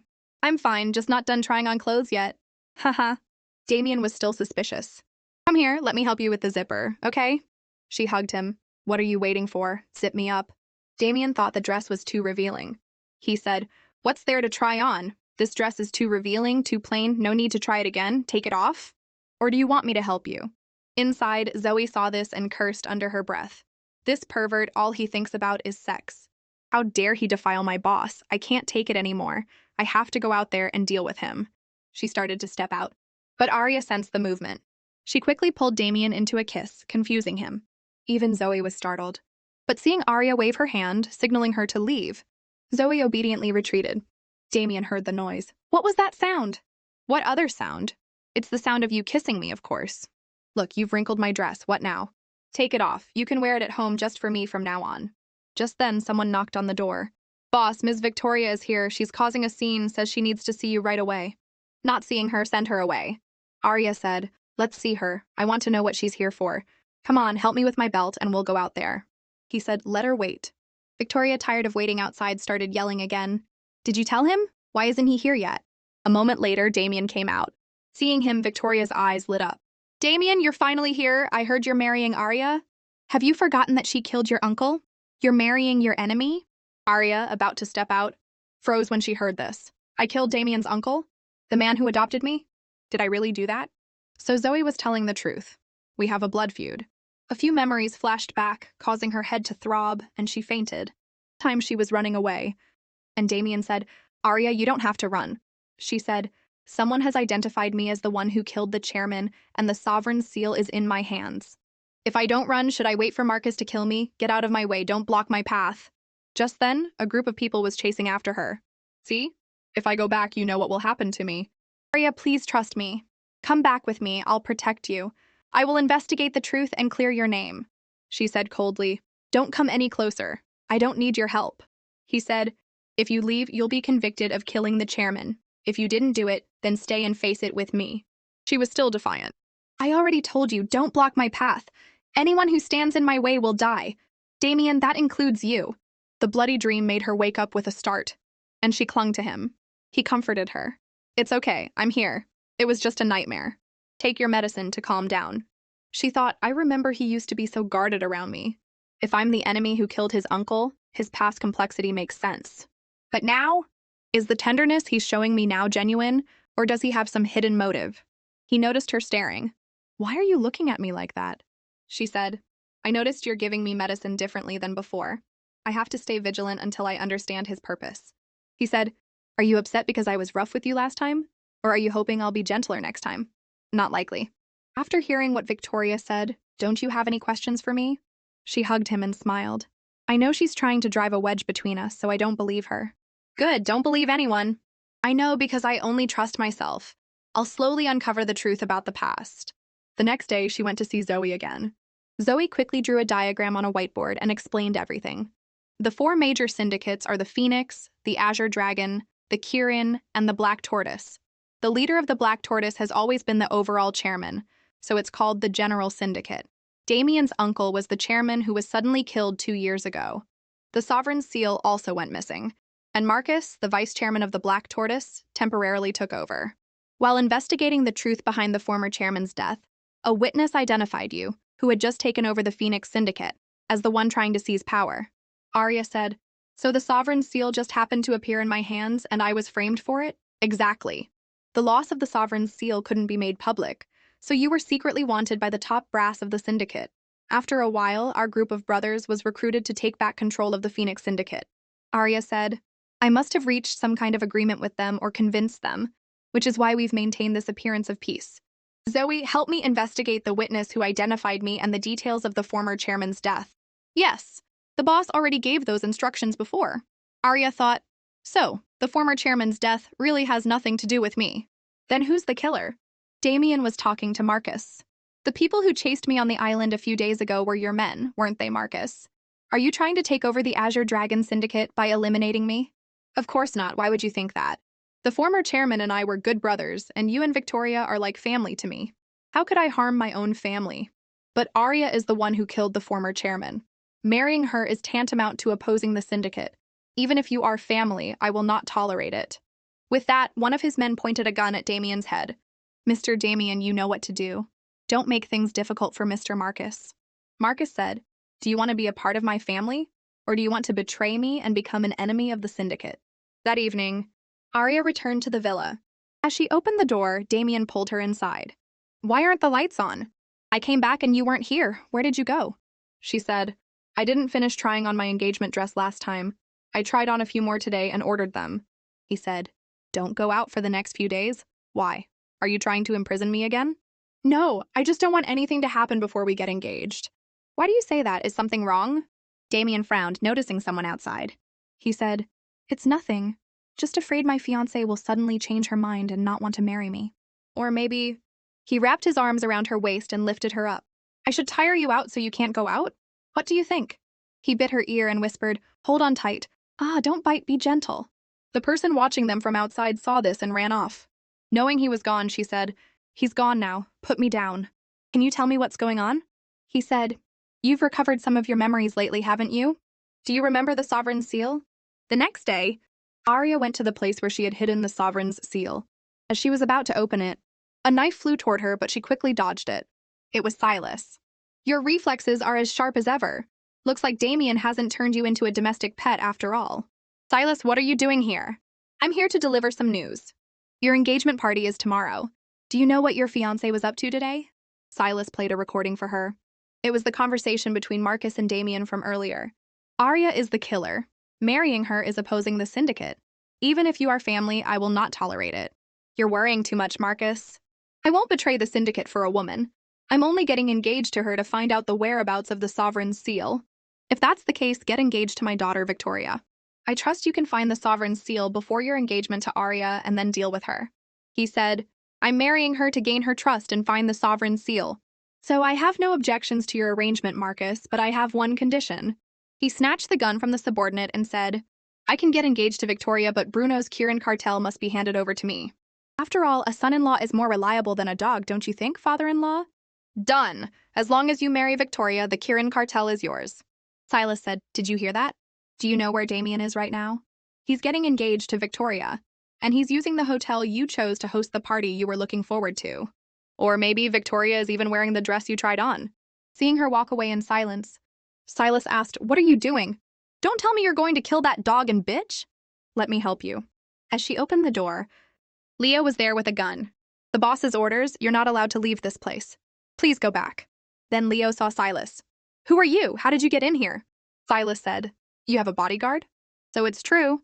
I am imprisoned again. Damien, you lied to me. At a church, Damien and Victoria were walking down the aisle. Please exchange rings. Mr. Damien, do you take Ms. Victoria to be your wife? Damien hesitated, unwilling to speak. Just then a gunshot rang out, hitting the officiant. Bang! Everyone freeze! I've surrounded the place! It was Bruno. He said, Damien, if you want to take my Kirin cartel, you'll have to step over my dead body. Back at the villa, Leo fired a shot at a vase. That gunshot will attract others here. I advise you not to act rashly. Arya laughed. Ha ha, Mr. Leo. It looks like the ones who were attracted here aren't your subordinates. As she finished speaking, a loud voice made Leo freeze. Drop your weapon! The familiar voice belonged to Zoe. Leo turned around, even more shocked. The person standing in front of him was his girlfriend. How can it be you? Seeing her, Leo was stunned, his guard down. Silas knocked him out with a single blow. Seeing Leo like that, Zoe called his name in concern. Leo! Silas said, don't be tense, little sister. I just knocked him out. What's wrong? Heartbroken. Zoe's mind was in turmoil, a pang of sorrow making her freeze. Arya asked, Zoe, are you and Leo really together? Zoe said, what do we do next? Arya said, I want to go somewhere. Where? To the engagement party, of course, to congratulate Damien. Hurry up, the good show is about to end.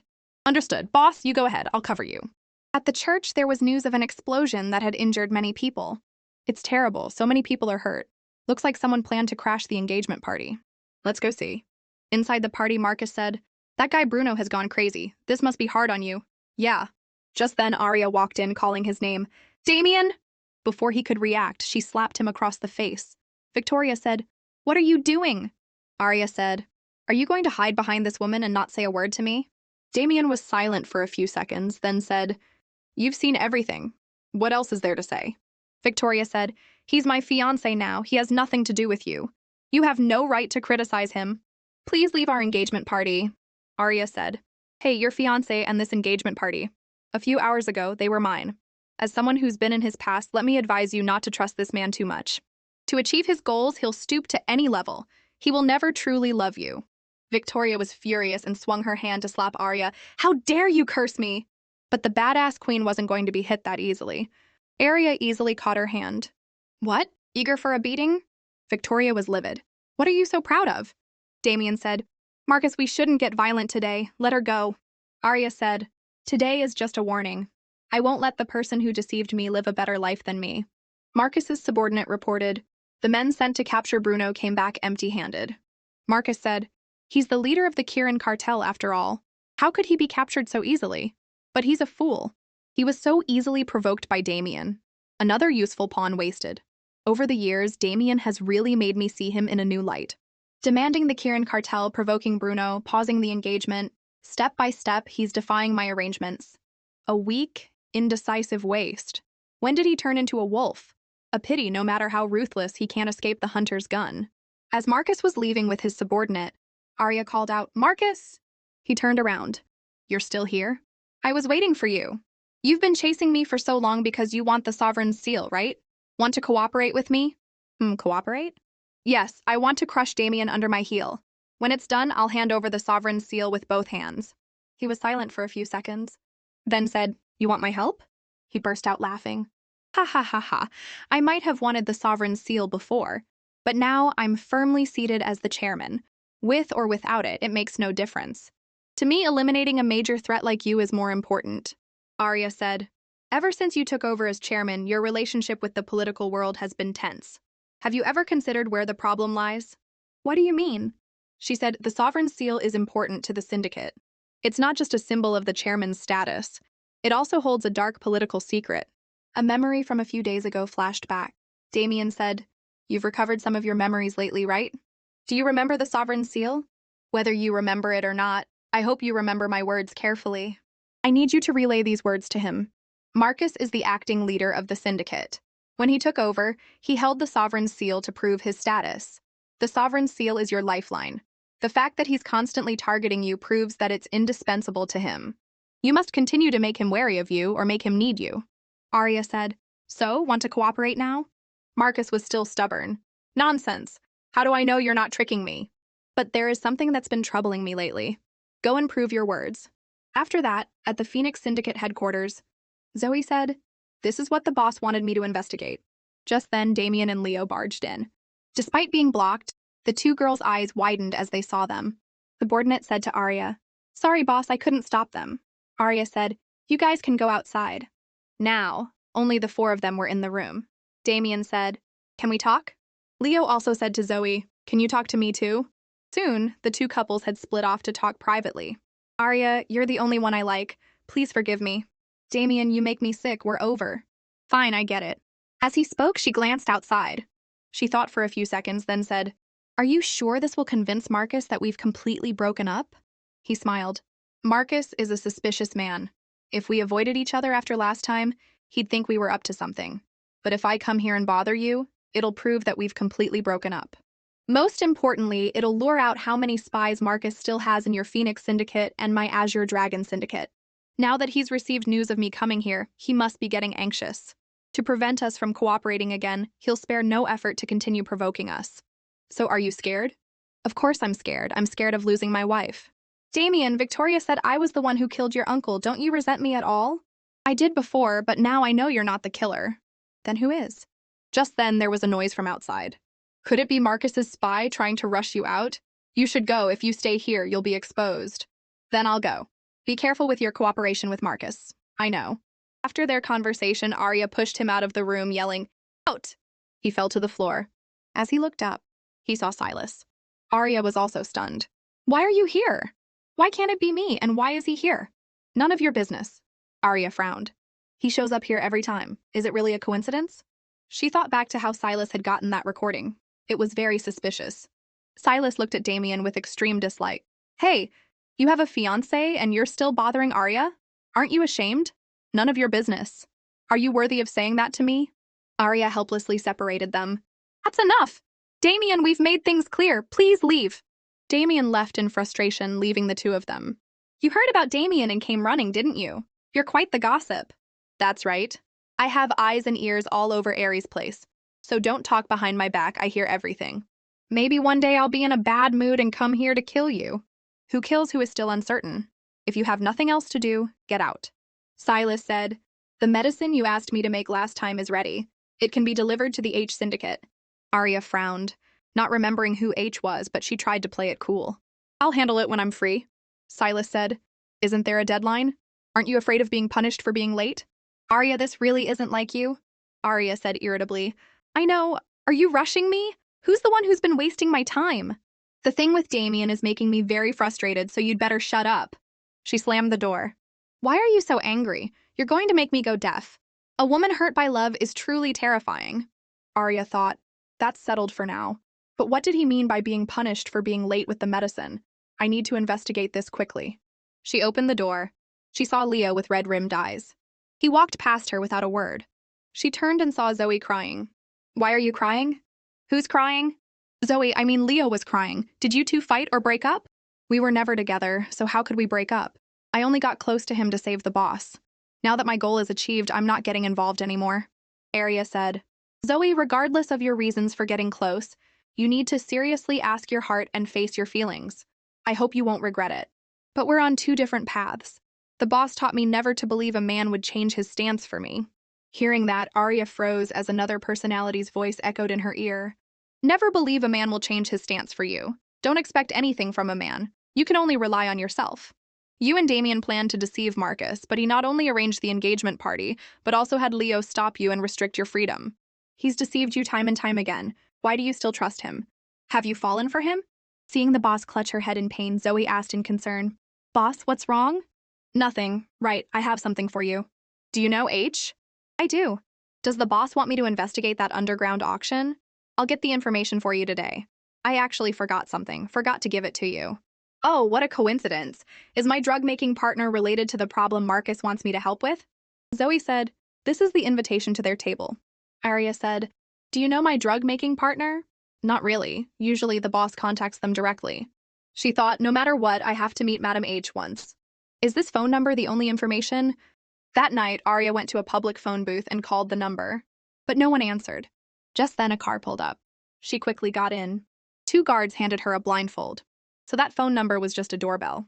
They're quick. A moment later, she was brought to a tall building. Welcome home. You can take off the blindfold now. Arya took it off and saw that the place looked like a hotel. She was taken to a room on an upper floor. The boss is inside, please enter. As she walked in, her eyes widened at the sight before her. A very cool, badass-looking girl sat on a throne in the middle of the room, surrounded by shirtless men. The girl saw Arya and said, Wait until I'm done with this guest, then I'll deal with you. A young man was dragged out, mumbling, Get me out of here! Please, save me! The red-haired girl said, Too noisy! How dare you talk to another woman in my territory? Drag him out and feed him to the dogs. The man cried, I was wrong, please let me stay, I was wrong! Arya frowned, Wait. What? Heartbroken? Don't tell me you believed that. I was just scaring him. After all, he used to be a client of ours. At most, I'll just chop off his legs to teach him a lesson. Arya asked, confused. He was a client? That's right. A merchant, just like you.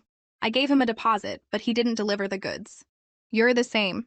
Arya, you'd better not make the same mistake, unless you want to mortgage yourself as my pet, right? Try this wine, see if it's the same as the one you used to like. Thank you. The last batch of medicine is ready. When do you want to pick it up?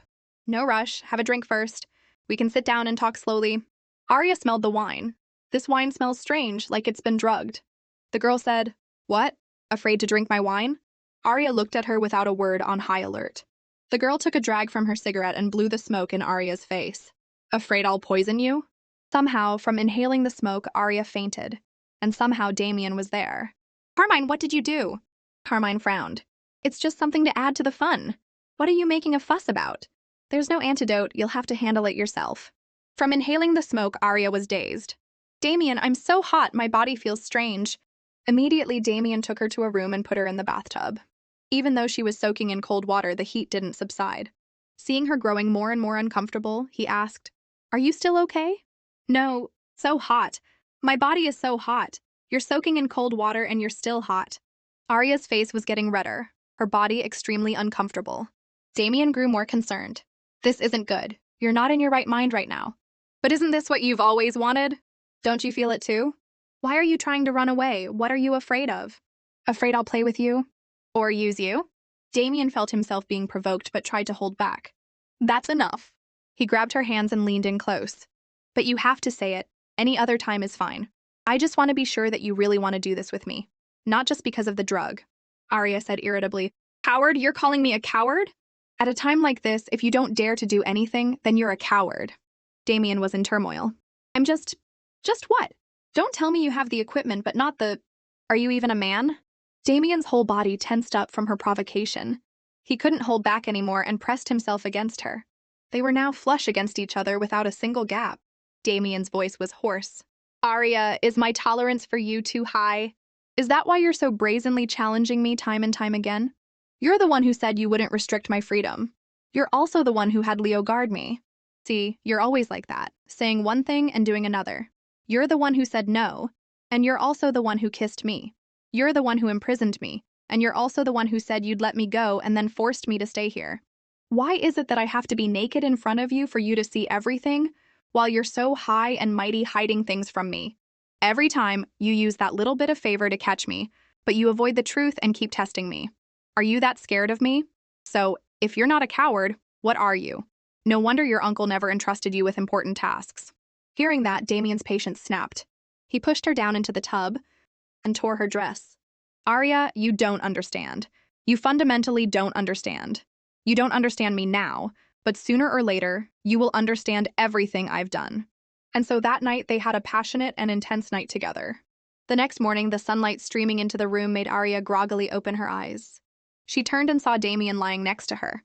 "Damien, you're so guarded around me, but now you're sleeping next to me without any defenses. Why can't I figure you out?" Damien frowned. "Why are you staring at me like that? Want another round?" "Humph, you're awake?" He smiled. "Was the experience not good?" She said, "With a man like you, one night is enough." "What?" He pushed her down onto the bed again. "Looks like I didn't work hard enough last night if you're up this early." She said, "No need to show off your physical prowess. The drug has worn off."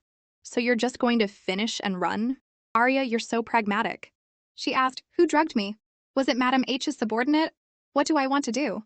She said, "She gave me such a big gift, of course I can't accept it for free." He said, "Do you know how dangerous this place is? Why did you provoke her without remembering anything? Unless you beg me, I won't tell you how to deal with her." "How do you want me to beg you?" She moved closer, provoking him. "Like this? Or like this?" He was softened by her provocation. She smiled. "Whether you tell me or not is up to you." At the underground auction, Madame H was the owner. Carmine said, "I don't understand why you're so polite to Arya, a traitor who killed her own benefactor. In my opinion, if it weren't for you supporting her pharmaceutical business, she would have been dealt with by Marcus's men long ago." Madame H said, "She's not as simple as you think. Her mind, her personality, what you did to her yesterday, she definitely won't let it go." Just then, someone reported, "Madam, there's been an incident at the prison. Someone broke in." "Oh, it's Arya." Arya and Damien had indeed broken into the prison. "We've achieved our goal. What else are you looking for? Want to save someone?" "It seems Carmine is very fond of him. In that case, I have to get him out." Just then, Madame H and Carmine arrived. Taking without asking is called stealing. "Ms. Arya, don't you think you've gone too far? Even if Carmine offended you yesterday, you can't just take her pet away." Arya laughed. "Stealing? Talk about the pot calling the kettle black. Him being here isn't one of your traps?" Carmine yelled. "What nonsense are you talking about?" Arya said. "Similarly, Marcus's weapons shipment at the customs. You had an insider at customs to trick Marcus. You want to swallow the goods without paying a cent." Madame H smiled. "What you're saying is pure speculation." Arya continued. "If those goods were really discovered by customs, it would definitely cause a public uproar. The fact that it's quiet now simply means the news was fake. Furthermore, I've confirmed that the shipment is inside this prison. Marcus isn't as easy to deal with as the man standing behind me. When he figures it out and spreads the word that your auction house embezzled the goods, no one will dare to cooperate with you again. But I have a way to help you get out of this problem logically." "Speak." "First, you need to return the weapons shipment to Marcus." Madam, don't trust her. She might be colluding with Marcus to trick us. Arya smiled. What a coincidence. When I found that weapons shipment just now, I saw that a time bomb had already been planted inside. You can choose not to believe me, but you won't get anything either. So what's your condition? Very simple. I want him. Damien heard her and frowned. Arya, are you really getting revenge on Carmine? Or are you interested in him? Madam H said, fine, take them and the goods and get out. Carmine gritted her teeth. Arya, you just wait! Outside in the truck, the young man who had been rescued said to Arya, thank you for saving me. It's nothing. My name is Elias. Can I follow you from now on? I used to sell raw jade to the H Syndicate. My eyesight is pretty good. Damien frowned. If you're going to talk, just talk. Why are you blushing? Let's talk outside. Let me help you into the car. He then pushed the wheelchair out. Just as everyone had left, a strange scent filled the air, making Arya feel dizzy and collapse. A moment later, she woke up, to find herself captured in a warehouse. The one who had captured her was Carmine. Oh, you were in such a hurry to catch me? Of course, my game is finally about to begin. How could I not be in a hurry? I can't wait to see your skin torn and you kneeling and begging me. With that, she grabbed a whip and swung it at Arya without mercy. Oh, what a mistake. I should have tied your legs up. A running cat stimulates my desire to teach a lesson more. Arya asked frantically, where's Damien? Haha, worry about yourself first. You dared to steal my toy, so you'll have to take his place. She swung the whip at Arya again. Arya saw some barrels and quickly hid behind them. So you know how to hide? Arya said, this is for taking Elias. But last time, why did you drug me? You can't just be some mad dog biting people randomly, can you? I just don't like you. Who told you to cooperate with someone I don't like? Who is it that you don't like? Of course, it's Silas, she said, swinging the whip at Arya again. Arya was struggling to untie her hands. Carmine continued to whip her relentlessly. Haha, let's see where you can run now. Just then, Arya managed to untie herself. As Carmine was in a frenzy, Arya looked at her with sharp eyes, then reached out and grabbed the whip. Now I'm the one in charge of this game. Arya quickly wrapped the whip around Carmine's neck, taking control of the situation. Carmine said, I underestimated you. You can even be cruel to yourself. But do you dare to kill me? Killing me means going against Madam H. Arya said, you disobeyed your boss's orders and kidnapped me. What's wrong with me defending myself? But instead of killing you, I want to know what the conflict is between you and Silas. She pulled the whip tighter, making Carmine cry out in pain and fall to her knees. Just then, Damien found her. Well, you're a step too late. Are you hurt? Compared to what I did in there, this is nothing. I'm sorry, I promise it won't happen again. Arya glanced at Carmine and smiled. Carmine said, hey, there's still someone here. Can you not be so lovey-dovey right here? How do you want to deal with this woman? Her? Just in time to use her to negotiate a price with Madam H. We have to make full use of her. Soon the weapons shipment was delivered to Marcus. His subordinates immediately checked it and were relieved that there were no problems. Marcus said, I'm very curious, did you really use the Sovereign Seal to resolve this? What else? Besides the political secrets controlled by the Sovereign Seal, what else could I use to threaten customs? I've already proven the value of the Sovereign Seal. Next, you should deal with Damien. How do you plan to handle him? You don't need to worry about such a small matter. I guarantee that when I hand him over to you, you'll have full authority to get your revenge. Arya frowned, cursing under her breath. Sly old fox! That night, she returned to the villa. As she opened the door, about to turn on the lights, Damien grabbed her hand. Don't turn on the lights, it's me. Didn't we agree to avoid each other for a while to avoid arousing Marcus's suspicion? He said, not seeing each other in front of others doesn't mean we can't meet in private. You took Elias with you, so what do you plan to do with him? Did you come here specifically for this? Marcus didn't tell me how he plans to deal with you. He's very cautious. I plan to fall in love with someone else to make our breakup more convincing. I want to use Elias as a shield. That's right. No. He grabbed her hand and pulled her close. No. Arya smiled and wrapped her arms around his neck. You taught me this. You can change your fiancé. Why can't I change my fiancé? Just then, Elias knocked on the door. Ms. Arya, are you there? I made you some tea. My new fiancé has brought me tea. Shouldn't my old fiancé be leaving now? Damien smiled. Perfect timing. Let your new fiancé hear some of the sounds from your old fiancé's lower body. He lifted her onto the desk, scattering the papers, and kissed her passionately. She said, You're going to meet someone like this? You're being naughty. I don't like being controlled. Damien bit her shirt strap and said, Then what do you like? Serving you like this, right? Arya was teased until her face turned red. Enough. You've knocked everything off the desk. Elias heard the noise from outside and asked, "What was that sound? Ms. Arya, are you okay?" Arya slowly opened the door. "Haha, I'm fine, just accidentally dropped something. Did you need me for something? I made some calming tea to nourish your body. Can I come in and talk for a bit? I feel so bad that you got into trouble with Carmine because of me." Inside the room, Damien was smiling smugly. Arya said, "Let's do it another time, it's late today." "Oh well, one more thing. This is an invitation from Marcus for you to attend his birthday party." Somehow, from Damien's teasing, she froze, let out a soft, then forced a smile. "You should go back first. I'm a bit busy. Heh. Then you get some rest, I'll be going." "He's gone now, aren't you going to let me go?" "You don't want to continue. Your body is more honest than your mouth. Shut up, let's get down to business here." He held up the invitation. "Today, Marcus said he would deal with you, and then he's hosting a birthday party. Such a coincidental timing. It must be a trap aimed at you. Are you going?" "Of course, if I don't go, how can we continue our plan?" Soon the party was held at Marcus's house. Arya arrived with Elias. "Who is she? She's so beautiful. Why is she with a cripple?" She said to Elias, "Use your sharp eyes to observe everything here, from the big to the small." Just then someone said, "What are you looking at, Damien?" Arya turned and saw Damien fuming with jealousy, staring at them with fire in his eyes. Soon they were in the bathroom. "At such a critical time, why did you bring Elias here? Are you trying to take this opportunity to introduce your new man to everyone so they'll believe we really broke up? Do you have to be so close to him? You think I'm trying to make you jealous? You're not allowed to smile at him. That's enough. At a time of life and death, you're still thinking about these things?" He said, "It's a meal before death. Are you going to refuse?" "Damien, be careful not to really die." After whatever they did, Arya came out. As she was walking, she heard a noise. She quickly turned and approached the wall where the sound came from. "The sound is coming from here. Could it be—" Just as she thought, there was a mechanism. She pushed it and a door opened. She saw Bruno submerged in a pool of red, blood like water. His mouth was gagged and he could only make muffled sounds. "Why are you here? I can't believe Marcus found you so easily. What are you trying to say?" Bruno pleaded. "Please save me. I have evidence to prove that you were framed for assassinating the chairman." "How can I believe you?" He said, "Before, Marcus found a witness to identify you as the killer. After that, he wanted me to kill the witness to silence him. But I hid the person away. It's because I have this leverage that I've been able to stay alive. Save me, and I'll take you to him."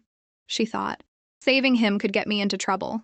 But if I can find evidence that Marcus framed me for murder, he continued, "I also know that you have Marcus's spy by your side, someone you would never expect." "You mean Silas?" "You knew?" At that moment, she realized it. So it really is him.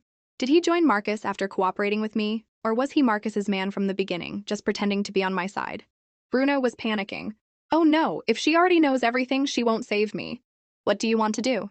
"Saving you could hurt Marcus. It's definitely worth a try." Just then, gunshots erupted from the party hall. "Gunshots! Marcus has made his move. I need to get back to the party quickly." "But what about him? If I miss this chance, it'll be hard to get in here again." Outside in the hall, everyone was in a panic. "God! The son-in-law has turned into an enemy!" Victoria sat in a corner, sobbing. "Sob, why is this happening? It can't be. It can't be." Arya came out and asked Elias, "What's the situation?" Damien brought Marcus a drink, and then he suddenly collapsed. In the end, it was confirmed that Damien had poisoned him. Damien was surrounded but managed to escape. But I saw Marcus preparing the wine himself in the kitchen. "I see, so this is his trick to frame Damien, make him a murderer, and then righteously eliminate him. Let me go see what's going on. You wait here, I'll have someone pick you up." "Can you catch up to them? Do you know where they went? Don't worry, Zoe is with them." Soon she arrived at a beach. Damien and Leo had been cornered by Marcus's men. Arya approached Zoe. "What's the situation?" "It's a standoff. It looks like Marcus wants to capture Damien alive." She thought, he still remembers his agreement with me to hand Damien over to me alive.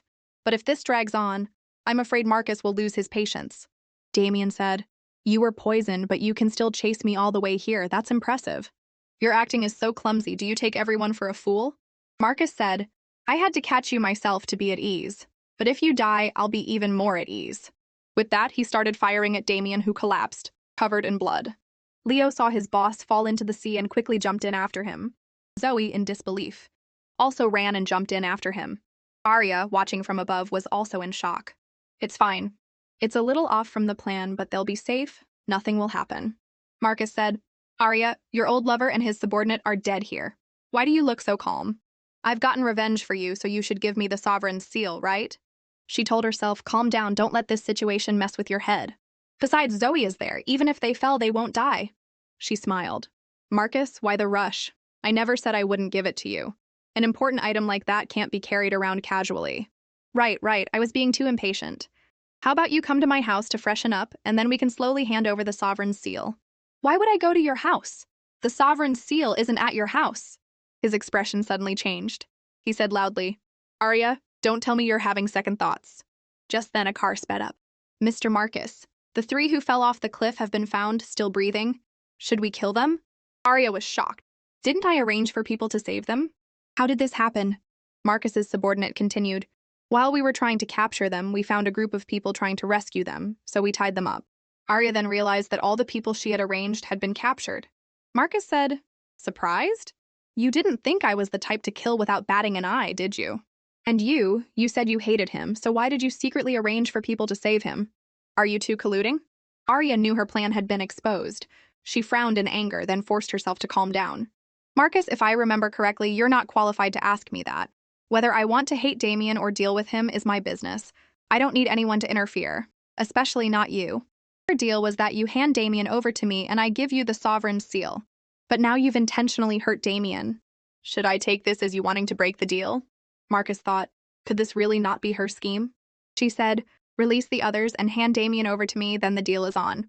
Otherwise, I'll consider this a unilateral breach of contract. Marcus said, of course I want to honor the deal, but I prefer a one-for-one exchange. Besides, I'm very curious how you plan to deal with Damien. She said, I'll imprison him. I can play with him however I want. But this is how we young people play. I'm afraid you won't understand. You just need to hand him over to me. Just then, Silas appeared. Playing prisoner? I like this game. Sorry, come to my place. I have 3 basements with 3 different playstyles, plenty for you to choose from. Seeing Silas, she was surprised. Why are you here? To follow you, of course. You're my experiment. If you die, I have to be the first one to get your body. Tone it down, your creepiness is showing. Ari, you're breaking my heart. Anyway, which basement do you want to throw Damien in? No matter which one, I guarantee you'll have a lot of fun. Marcus thought, he's right. Whether Damien and Arya are in Silas's hands or mine, what's the difference? I was being narrow-minded. He said, hand him over to him. Yes, sir. Then I'll wait for you to honor our agreement and hand over the sovereign's seal on time. A moment later, they were back at Silas's base. Damien's wounds had been treated. You're awake? If you are, then hold out your hands. You know I've always liked to take the initiative. Damien sat up, confused. What new idea do you have now? After I fell off the cliff, what kind of deal did you make with Marcus? She pushed him down, signaling for him to be quiet. Don't talk. Silas was outside the door. Arya, what's wrong? Since when did you start being so polite to your enemies? I went to all this trouble to save him, not to see you reform him. At the very least, you should turn him into a pig before we talk. No need, I have my own plans. Fine, then I want to see how you play. He's in my hands now, you can play however you want. Hey, there's no wound on your stomach, why are you breathing so hard? There isn't, but there are sensitive spots. Sensitive, right? In that case, she pulled out a whip. Hitting it again should hurt a lot? This spot was the most sensitive just now, right? She then whispered, play along with me. He said, what do I have to do for you to let me go? Let you go? You must be joking. I went to all this trouble to catch you just to let you go? Then who do I settle the score with for the wedding? Don't tell me you think you can mess with me and get away with it. What's going to happen between us? This kind of humiliation? Or are you planning to use that to punish me? Silas, listening to them, was about to explode. Are you two fighting or flirting? Can't you do something more exciting? She said, torture has to be done slowly. Silas lost his patience and slammed the door. I can't take it anymore. You two can take your time. After Silas left, Damien pulled Arya in for a kiss. So what's going on? You don't need to use props on me anymore? Explain it to me, my fiancé.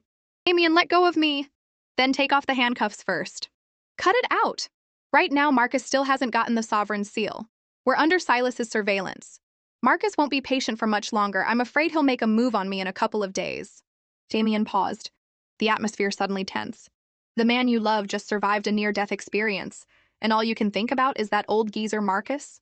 Don't I even deserve a second of your thoughts? Damien, this isn't the time to mess around. Silas could come back at any moment. Then when is the right time? When I'm about to die, it's always like this. For her, it's always life and death, the greater good. Whether it's the Syndicate's business or her brother's or anyone else, they can all be more important than me. What do I have to do for her to notice that I'm still waiting for her? If I can't wait, then I'll have to take the initiative.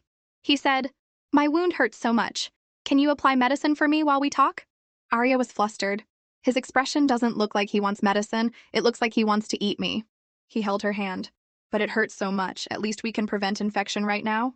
She remembered how Silas had operated on him earlier, so brutally and without anesthesia, intentionally torturing him. She said, "All right, sit still. I'll apply medicine to your thigh first. It's going to hurt a little, try to bear with it, okay." Damien breathed heavily as he sat, making Arya feel a little helpless. He's just taking off the bandage and he's already panting. This guy is so sexy even when he's just breathing. It feels like he's doing it on purpose. And this position is a little stimulating. After applying medicine for a while, she said, "All right, you can do the rest." He said, "There's still a wound on my chest." She quickly applied medicine to his chest. His whole body was covered in wounds. This distance is too close, too ambiguous. I even have a strong sense of danger, like I'm about to be devoured. "I just remembered something, you can—" Before she could finish, he pulled her flush against him. "Arya, can you lower your head a little? A little lower. Please kiss me." Oh my God, why is he making that devilishly handsome face? Can I resist this? My nose is about to bleed. "Damien, stop messing around." He held her hands, pushed her down, and started kissing and teasing her. "Get off me!" She pushed him away, touching the wound on his body, making it bleed again. Arya was extremely worried. "Let go or I'll keep pushing." Damien didn't care. "Fine." He ignored the bleeding wound and kissed her neck deeply. "Keep going." His kiss made Arya feel something, and she was startled. I don't know why, but I can feel a sense of desperation in this kiss. What is he so afraid of? Then she also sank into the kiss. Silas, standing outside, heard no noise and was confused. What are they doing in there that's so quiet? He opened the door. "I said you two—" Before he could finish, the sight before him made him freeze. "So your method of revenge is to pin him down right here and kiss him passionately? Ari, don't tell me you're going to become the kind of person I hate the most. Someone who doesn't keep their word." Before she could say anything, Damien said, "Have you been single for a long time? Don't you know it's normal for couples to do this before getting back together? What's wrong? Why are your eyes red?" Silas was furious. "Are you kidding me? My eyes are red?" Damien said, "You're always hanging around us. Or were you born to enjoy being a third wheel, Silas said, "Interesting. You're the second person to dare to say that to my face." The last person who said that is now completely submerged in formaldehyde. With that, Silas raised his gun to shoot Damien. But Arya quickly kicked him. "That's enough. Bullying an injured person, how glorious." "Ari, you're protecting him? Don't tell me you've forgotten your deal with Marcus and gotten back together with him. If you're too soft to do it, I can help you kill him." Damien said, "You think she's soft on me too?" With that, the two of them charged at each other. "If I die like this, I'd have to thank you. Maybe I can become the most special person in her heart." "She'll never forget me?" Silas asked. "Ari, do you like him?" Damien said, "Tell him you love me." Arya laughed. "Are you two threatening me? Or do you think you have the right to control who I like?" Silas laughed loudly. "Ha ha ha. Now that's the Arya I know, not bewitched by men, looking at men like they're trash." She frowned. "And you? Did I ask you to meddle in other people's business? No matter who you two are, I look down on you. If you do this again, I'll cut off your ear so you can hear better. Got it? If Ari looks down on everyone, then what kind of person does she like? I don't like people who show off their bodies to seduce others, and I don't like people who cause trouble when they're injured." Damien smiled. "So she dislikes me, which means she likes me." She continued, "The husband I like? He has to be as beautiful as a girl, have long hair, and be willing to let me pin him down without resisting." Hearing that, both young men were stunned. Damien's mind went to places. Oh my, if he looked like that, it would be... Silas couldn't stand it and ran off. "I just remembered I have an unfinished experiment. I'm out of here." After he left, only the two of them were there. As he was about to say something, she said, "Your wound is bleeding. You need to rest and heal. Lie down here and I'll find a chance to get you out." He frowned at her. "Arya, you will be mine." Silas was in the bathroom, looking at himself in the mirror. "I clearly don't want Ari to be involved with men. But if the one Ari likes is me, I'm really looking forward to it. Oh my God, is there anyone more psycho than this guy?" In Bruno's dream, "Arya, please don't go, save me." She grabbed his head. "There's a fight going on outside. Marcus has pushed Damien to the brink. Do you think I'd delay saving Damien for you?" "No, no, don't leave me in Marcus's hands." Just then, he opened his eyes and saw himself in a hospital bed covered in casts. "My arms and legs, what happened to them?" Elias said, "You're awake? If you are, then please pay the medical fees." After all, it wasn't easy for Ms. Arya to save you from that basement and get you treated. Bruno was still confused. My hands, how could they? Elias ignored him. Ah, I almost forgot. It's fine, I'll swipe your card for you. Just read me the password. Bruno was still in shock. Where are my arms and legs? What's going on? You don't remember. Your limbs were crippled by Marcus. By the time we got there, your tendons were already severed. Bruno was furious. I'll kill you, Marcus. And Silas, too. Silas is Marcus's mole. I won't spare any of you. Just then, Marcus's voice came from a speaker. I want the Sovereign's seal. For the Sovereign's seal, I even let you imprison Damien. And you let that guy Bruno escape? He has a lot of my secrets. I know. Didn't I just take care of that runaway rat for you? That the point? The Sovereign's seal is the point? It was Silas. He had walked in and intentionally put his call with Marcus on speaker for everyone to hear. Seeing him, Bruno was terrified. Silas is here. Get me out of here. Silas said, I've always said that when I'm working, I hate noise. What are you screaming for? I advise you to be good and not struggle. Otherwise, this disobedient little rat. That night, Elias was captured by Silas. You know, I don't like to be patient. If you can't answer my question, you can just die. Just then, Arya slammed open the door. What question is so important that you had to bring him here for questioning? She walked in and froze at the sight of Bruno's dead body. Why are you here? She asked, why did you kill him? He's Ari's new boyfriend. Isn't that reason enough to kill him? Bruno wasn't my boyfriend. We have no relationship. Why did you kill an old man with no hair left? So, was it you who wanted to kill him? Or did Marcus make you do it? Give me a reason I can confirm. Otherwise, I won't let someone who betrayed me live for another second. Ari, you care so much. Is it because I'm very important to you? She said, even a dog that bites its owner? What's so important about that to the owner? Ah, so to Ari, I'm just a dog. Does Ari like me as a puppy or a hound? No matter what, Ari only likes me. Damien or that useless cripple can't compare to me, right? She screamed, Silas, are you intentionally trying to disgust me, or do you think I don't dare to do anything to you? Silas was becoming more and more unhinged, like a true psychopath. Ari, do you remember the first time we met? You had the same expression then, when you pinned me down. Silas's memory flashed back. He had been sold by his own uncle to Carmine's people. He lay on the bed, dazed, as Carmine slapped him across the face. Like a dead person, no fun at all. How is this thing worth 30 million? There's no other way, boss. That woman ran off after racking up gambling debts. Mr. K couldn't take the shock and jumped off a building. Today is the 7th day since his death. Now, there's nothing left in his family but this kid. If that's the case, take him down and train him. When he knows his place, send him to a foreign club. Wait, don't do it yet. I'm his uncle. How about you let him go, and I'll find a way to get you 30 million. Don't worry, I know the rules. From now on, I'll consider my nephew dead. The money has arrived. Let's meet at the airport. I never thought this kid was so valuable. Silas was still dazed as his uncle said, Pay for him? Don't be ridiculous. That kid is going to die sooner or later. Instead of letting a stranger benefit, I might as well benefit myself. And so, Silas was shot by his own uncle. Go. There's a lot more, but I don't remember it all. Don't kill me. I can do anything for you.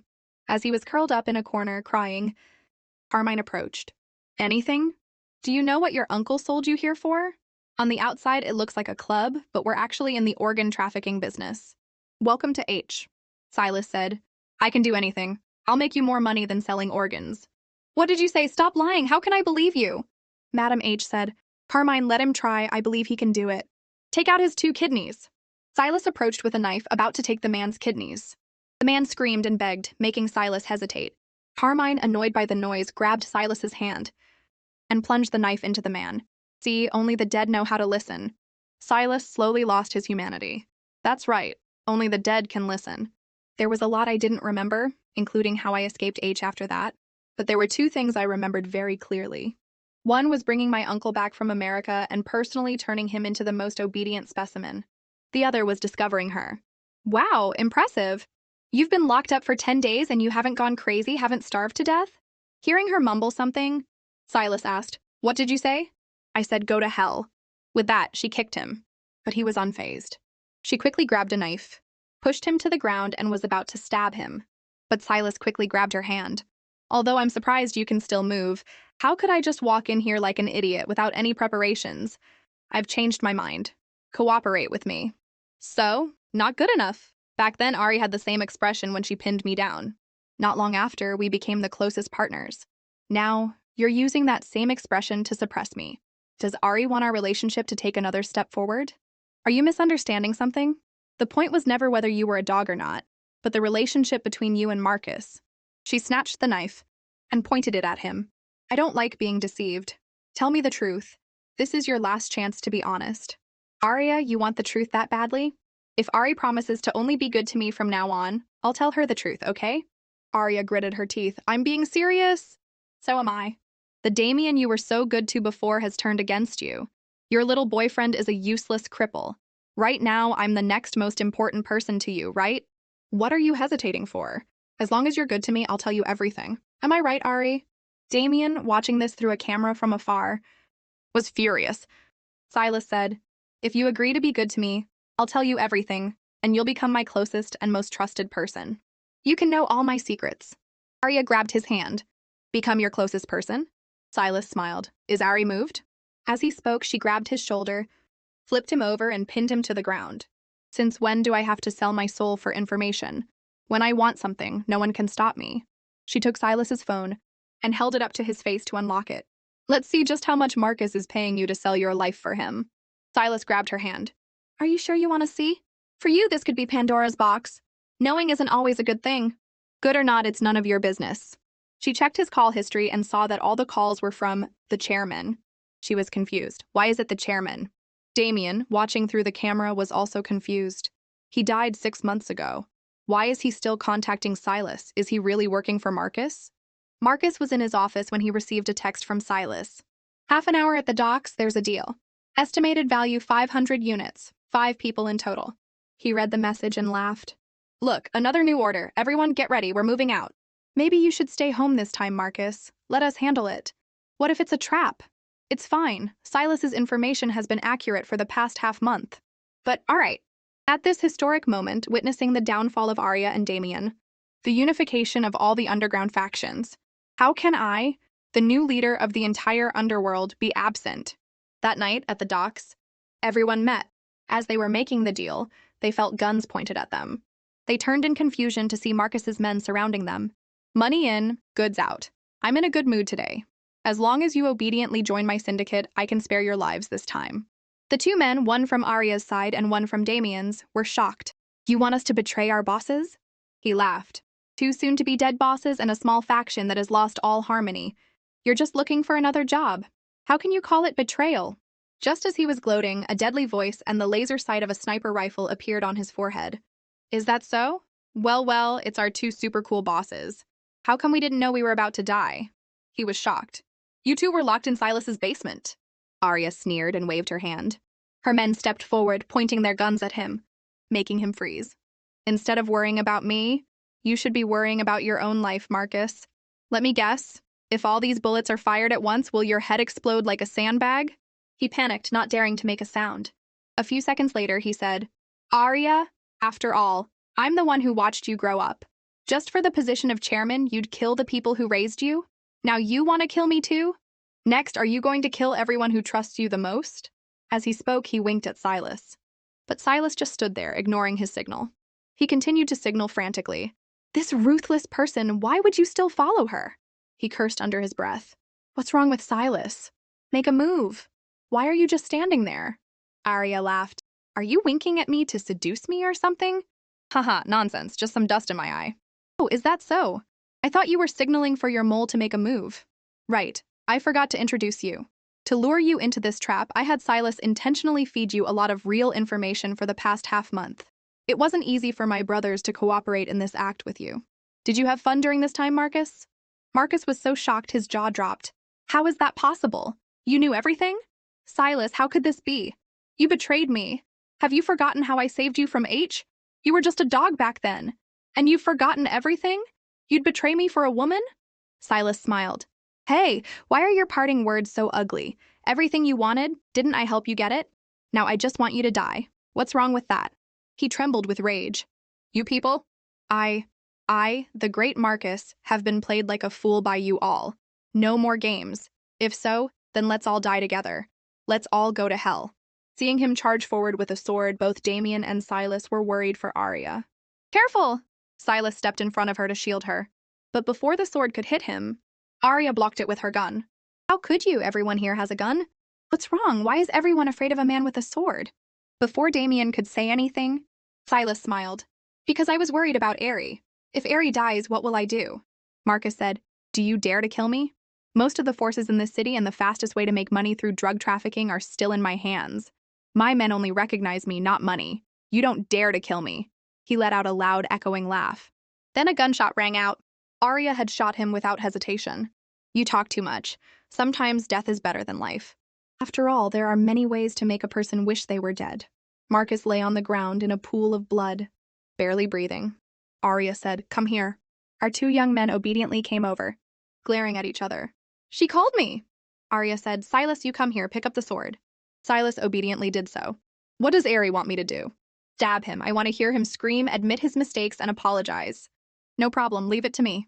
Soon, a loud scream echoed through the night. You're cruel, Arya said to Damien. What are you unhappy about? Nothing. Arya moved closer to him, looking through his unhappy expression, cold on the outside but hot on the inside. I didn't let you do it because I was afraid of dirtying your hands. Silas is used to this kind of thing anyway. Hearing her say that, Silas froze. Damien, on the other hand, was happy. Really? Silas, already annoyed, stabbed the sword into Marcus even more frantically. Scream louder! Just then, a man in a wheelchair approached. That's enough. I said that's enough. Silas, stop. If you keep torturing him, he'll die. Seeing this man, Silas recognized him as the former chairman, and Damien recognized him as his uncle. Arya approached from a distance, smiling at him. It's been a long time. You finally showed up. The chairman said, Damien, Arya, long time no see. Damien said, so you didn't die? You just deceived us. If Arya hadn't figured it out, were you planning to hide forever? A memory flashed back. Arya was talking to Silas about his cooperation with Marcus. What's going on? What's your relationship with the chairman? How much do you know about the truth of his death? Your questions are so sharp, Ari. But unfortunately, I have to stick to our agreement. I can't tell you before the appointed time. Is that so? You're the chairman's man, don't even try to deny it. Marcus never waits for what he wants and doesn't need to. In the basement, you had countless opportunities but didn't make a move on us, which is enough to prove that Marcus is our enemy. Silas, want to cooperate? Silas smiled and shook her hand. We've always been partners. Marcus, completely unaware, continued to praise the information Silas sent him. Back in the present, Damien said, if it wasn't for Arya's intelligence in figuring this out, were you planning to keep it a secret forever, letting her bear the name of your killer? To Arya's surprise, the chairman said, you are both my most beloved children. How could I be willing to do that to you? I used Arya to divert everyone's attention because I'm old. I still want to hand over this position to you. Marcus's ambition is too great. If I were still alive, he would eventually cause trouble. By leaving decisively and throwing the situation into chaos, you two would have a better chance. What do you think, old friend? You didn't expect this move from me, did you? Marcus was barely breathing, unable to curse even if he wanted to. Arya said, wait, I assassinated you, but clearly, all her memories from her childhood with Damien and the chairman who raised her, to being imprisoned in Damien's villa, to Damien saving her in the hospital when she had amnesia. The more she thought, the more confused she became. The chairman is my benefactor. I treated him like a real uncle. Why would I assassinate him? How could he use me to escape? Wait, my amnesia and the chairman's escape? Another memory flashed back. I'm leaving first, I'll bring the stuff tomorrow. Damien opened the door, calling, Uncle, and was shocked to see his uncle shot dead. Arya ran outside with gunshots chasing after her. I told you I didn't kill him, but he died 10 minutes after you left. The position of chairman, you'd even go as far as framing someone? Damien, when did you become this kind of person? Damien said, I've always been like this. You're the one who changed. He aimed his gun at her, but she quickly dodged. As she was escaping, Zoe arrived. Boss, no time to talk, let's go. His subordinates wanted to chase after them, but Damien stopped them. That's enough, let her go, don't chase her.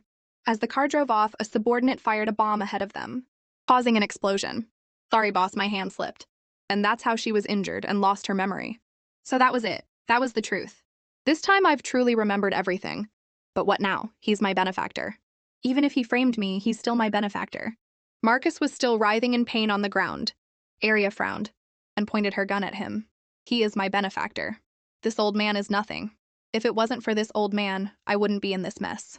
The chairman said, Arya, don't be rash. Marcus's influence is vast. If you kill him, the Syndicate's internal affairs could easily spiral out of control. She said, if it's out of control, then suppress it. The biggest difference between me and you is that I never raise a tiger to cause trouble." With that, she left, leaving the two of them to stare at her retreating back. Soon, their subordinates got to work. Leo and Zoe arrived at Marcus's mansion. "Everyone, stand up, hands up, surrender your weapons and you won't be killed." Then they took down the Marcus's mansion sign and replaced it with General Syndicate branch. The chairman watched them from the window.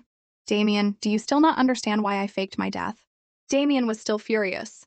"I only know that you used me, hurt Arya. She still hasn't taken me off her blacklist." He sighed. "You're too emotional. I used Arya to fake my death, not you, for a reason." "Why?" "Because a crisis is also a challenge. With the crime of assassination on her back, regardless of the motive, others will do everything in their power to hunt her down. Under such harsh conditions, she will grow quickly, becoming the new leader, able to control the entire underground forces of city." At that moment, Damien was stunned. He continued, "I know the taste of power is very tempting, but my time is running out. For the Syndicate to have a better future, can you make way for her? Because she is the true successor I had my eye on." Damien was stunned for a few seconds, then smiled. "But I had already planned to give the position back to her." In his heart, he thought, "What I've always wanted was never power, but her." Arya, standing outside the door, had heard their entire conversation. She remembered the letter Damien had written her as a child, every word filled with sincerity and affection. That night, she went to a bar to drink. As if her mood wasn't bad enough, the couple next to her was being all lovey-dovey. "I'm so glad I didn't miss you. Me too. I feel so happy. Leo, I like you. I like you too." Arya couldn't stand it anymore. She frowned. "Do you two have to be all lovey-dovey right next to me?" Zoe smiled. "We were worried you were lonely, so we came to sit with you. Don't worry, I'm not the type to forget about others when I'm happy. I know you're not feeling well, so I ordered you a male model. Hey, bring him in." As she spoke, the door opened, and a muscular man with a six-pack slowly walked in. It was Damien. "I'm your number 3, please guide me." Seeing him, Arya spat out her beer. "Damien?" Zoe smiled. "Boss, we won't disturb you two anymore. Enjoy yourselves." "Hey, wait a minute." Damien slowly sat down next to her. "I'm your number 3. You can order me to do anything." "Oh, anything? Yes." "Then go pole dance for me." I don't believe he'd actually do this, but he did. Damien obediently went to the pole and started dancing with a very provocative expression. After dancing, he brought her a glass of red wine. "Dare to drink it?" "Why wouldn't I?" She took the glass and downed it. Damien's eyes darkened. He pulled her into a hug and started caressing her body, slowly kissing her neck. She couldn't take the teasing and pushed him away. "What are you doing?" He smiled at her. "Role-playing like it?" "You knew I had recovered my memory?" "Yes." She frowned. "You knew and you still came? Aren't you afraid I'll hit you? Aren't you afraid I'll get angry and hit you? If it can make you feel better, I don't mind you hitting me." She rubbed her face. "So boring. Hitting you would hurt my hand, and I wouldn't get anything out of it. I heard the conversation between him and the chairman, but I don't know what's true. Was it really to train me, or was it just to use me?" She said, "So? Isn't it enough that you and the chairman used me? What else do you want from me, Damien? Are you planning to use a honey trap to eliminate me so you can righteously take over your uncle's position? What are you talking about, sis? Tonight, we're just here to have fun. If you're not going to talk, then let's end it here. The moment we walk out of this place, our debts are settled. From now on, we won't bother each other anymore." Damien couldn't hold back and moved closer to her. "Who said our debts are settled? They can't be. Have you ever given me what I want?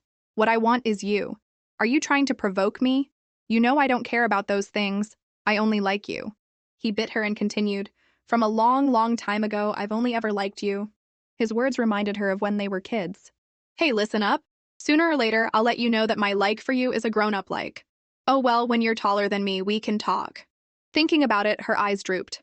"So what? A lot of people like me. They're all grown up now. Just because you like me doesn't mean I have to like you back. Besides, Silas said he likes me too. He's more handsome and richer than you." Seeing him silently typing on his phone, she asked, "What are you doing?" He showed her his phone. He had texted his entire group. "From now on, I am officially resigning. From now on, Arya is your new boss. You will all follow her orders." Everyone was confused. Did the boss's account get hacked? He took her hand. "Let's go. We'll go to a notary right now. All my assets will be yours. You're crazy." He ignored her and pulled her along. She said, "You're going out dressed like that? Have you no shame?" "I'm about to lose my wife. What do I have to be ashamed of? Besides, if we go out together like this, all the headlines tomorrow will be about us. Perfect. From now on, you'll be deeply tied to me and you won't be able to escape." Hey, put me down, Damien. He wouldn't stop, and she sighed in defeat. That's enough. I'm at my wit's end with you. Put me down. I promise I'll be with you. Really? Really. Being together means? Being together means you're my boyfriend. With that, he happily kissed her deeply. Not boyfriend, but husband. You can't escape, Arya. In this life, you are mine. A few days later, at the chairman's funeral, Arya said, Everything you were worried about, I will take good care of it for you. At his funeral, all the famous figures from both the underworld and the legitimate world came to pay their respects to the legendary old man. A few hours later, Damien said, Not many guests have arrived yet, so go inside and rest for a bit. Don't tire yourself out, okay? Sometime later, Arya looked at the ring on her finger and smiled. And me, even though we haven't had a wedding and are just boyfriend and girlfriend, I feel like I can't escape. Just then, someone kicked open the door. Everyone, listen up! We're the Axe Gang from City. Tell your boss Damien to get his ass out here. If not, I'll destroy this memorial hall. Do you hear me? Damien frowned. What Axe Gang? Never heard of them. Security, throw them out. You're the boss? City will be ours from now on. If you know what's good for you, tell your men to get lost. Arya pushed his hand away. If you know what's good for you, you should take your men and get lost. Damien asked, Why aren't you resting? She said, Everyone is watching. If I let you handle this alone, people might start rumors that we're having problems. Damien, completely lost in love, said, What problems? We're very harmonious. The gangster was annoyed. What are you doing? Forcing us to watch your PDA? Are you doing this on purpose? Another one said, Boss, look at their fingers. They're wearing rings. That means she's the boss's woman. Is that all? I thought the new boss of City would be more special. I didn't expect him to be just another fool in love. Yeah, what a foolish couple. He's completely mesmerized by this woman. What a waste of his reputation as the underworld boss of City. He should just give up his position to our boss. What can you two do like this? As he finished speaking, Arya shot him in the arm with her gun. Get out! If not, I'll blow your brains out. How are you so good with a gun? Are you not just his woman? Arya sneered. Sorry, I'm also a boss. Throw this eyesore out. And by the way, remember to send them the bill for the damages. Yes, ma'am. That evening, Arya stood on a stage and announced, Everyone, I have an announcement to make. Starting today, I am the new leader of the General Syndicate, and he is my boyfriend, my future husband, my one and only love. As she finished speaking, the crowd erupted in applause. A perfect match. I've been shipping these two for a long time. Congratulations. Why are you just standing there? You said you wanted to go public, say something. Damien lifted her up. My apologies, everyone. Let me handle some family business first. He carried her to a room, threw her onto the sofa, then took off his jacket, loosened his tie, and put on that devilishly handsome face again. He said, Time to exercise my boyfriend rights and work on getting us an heir.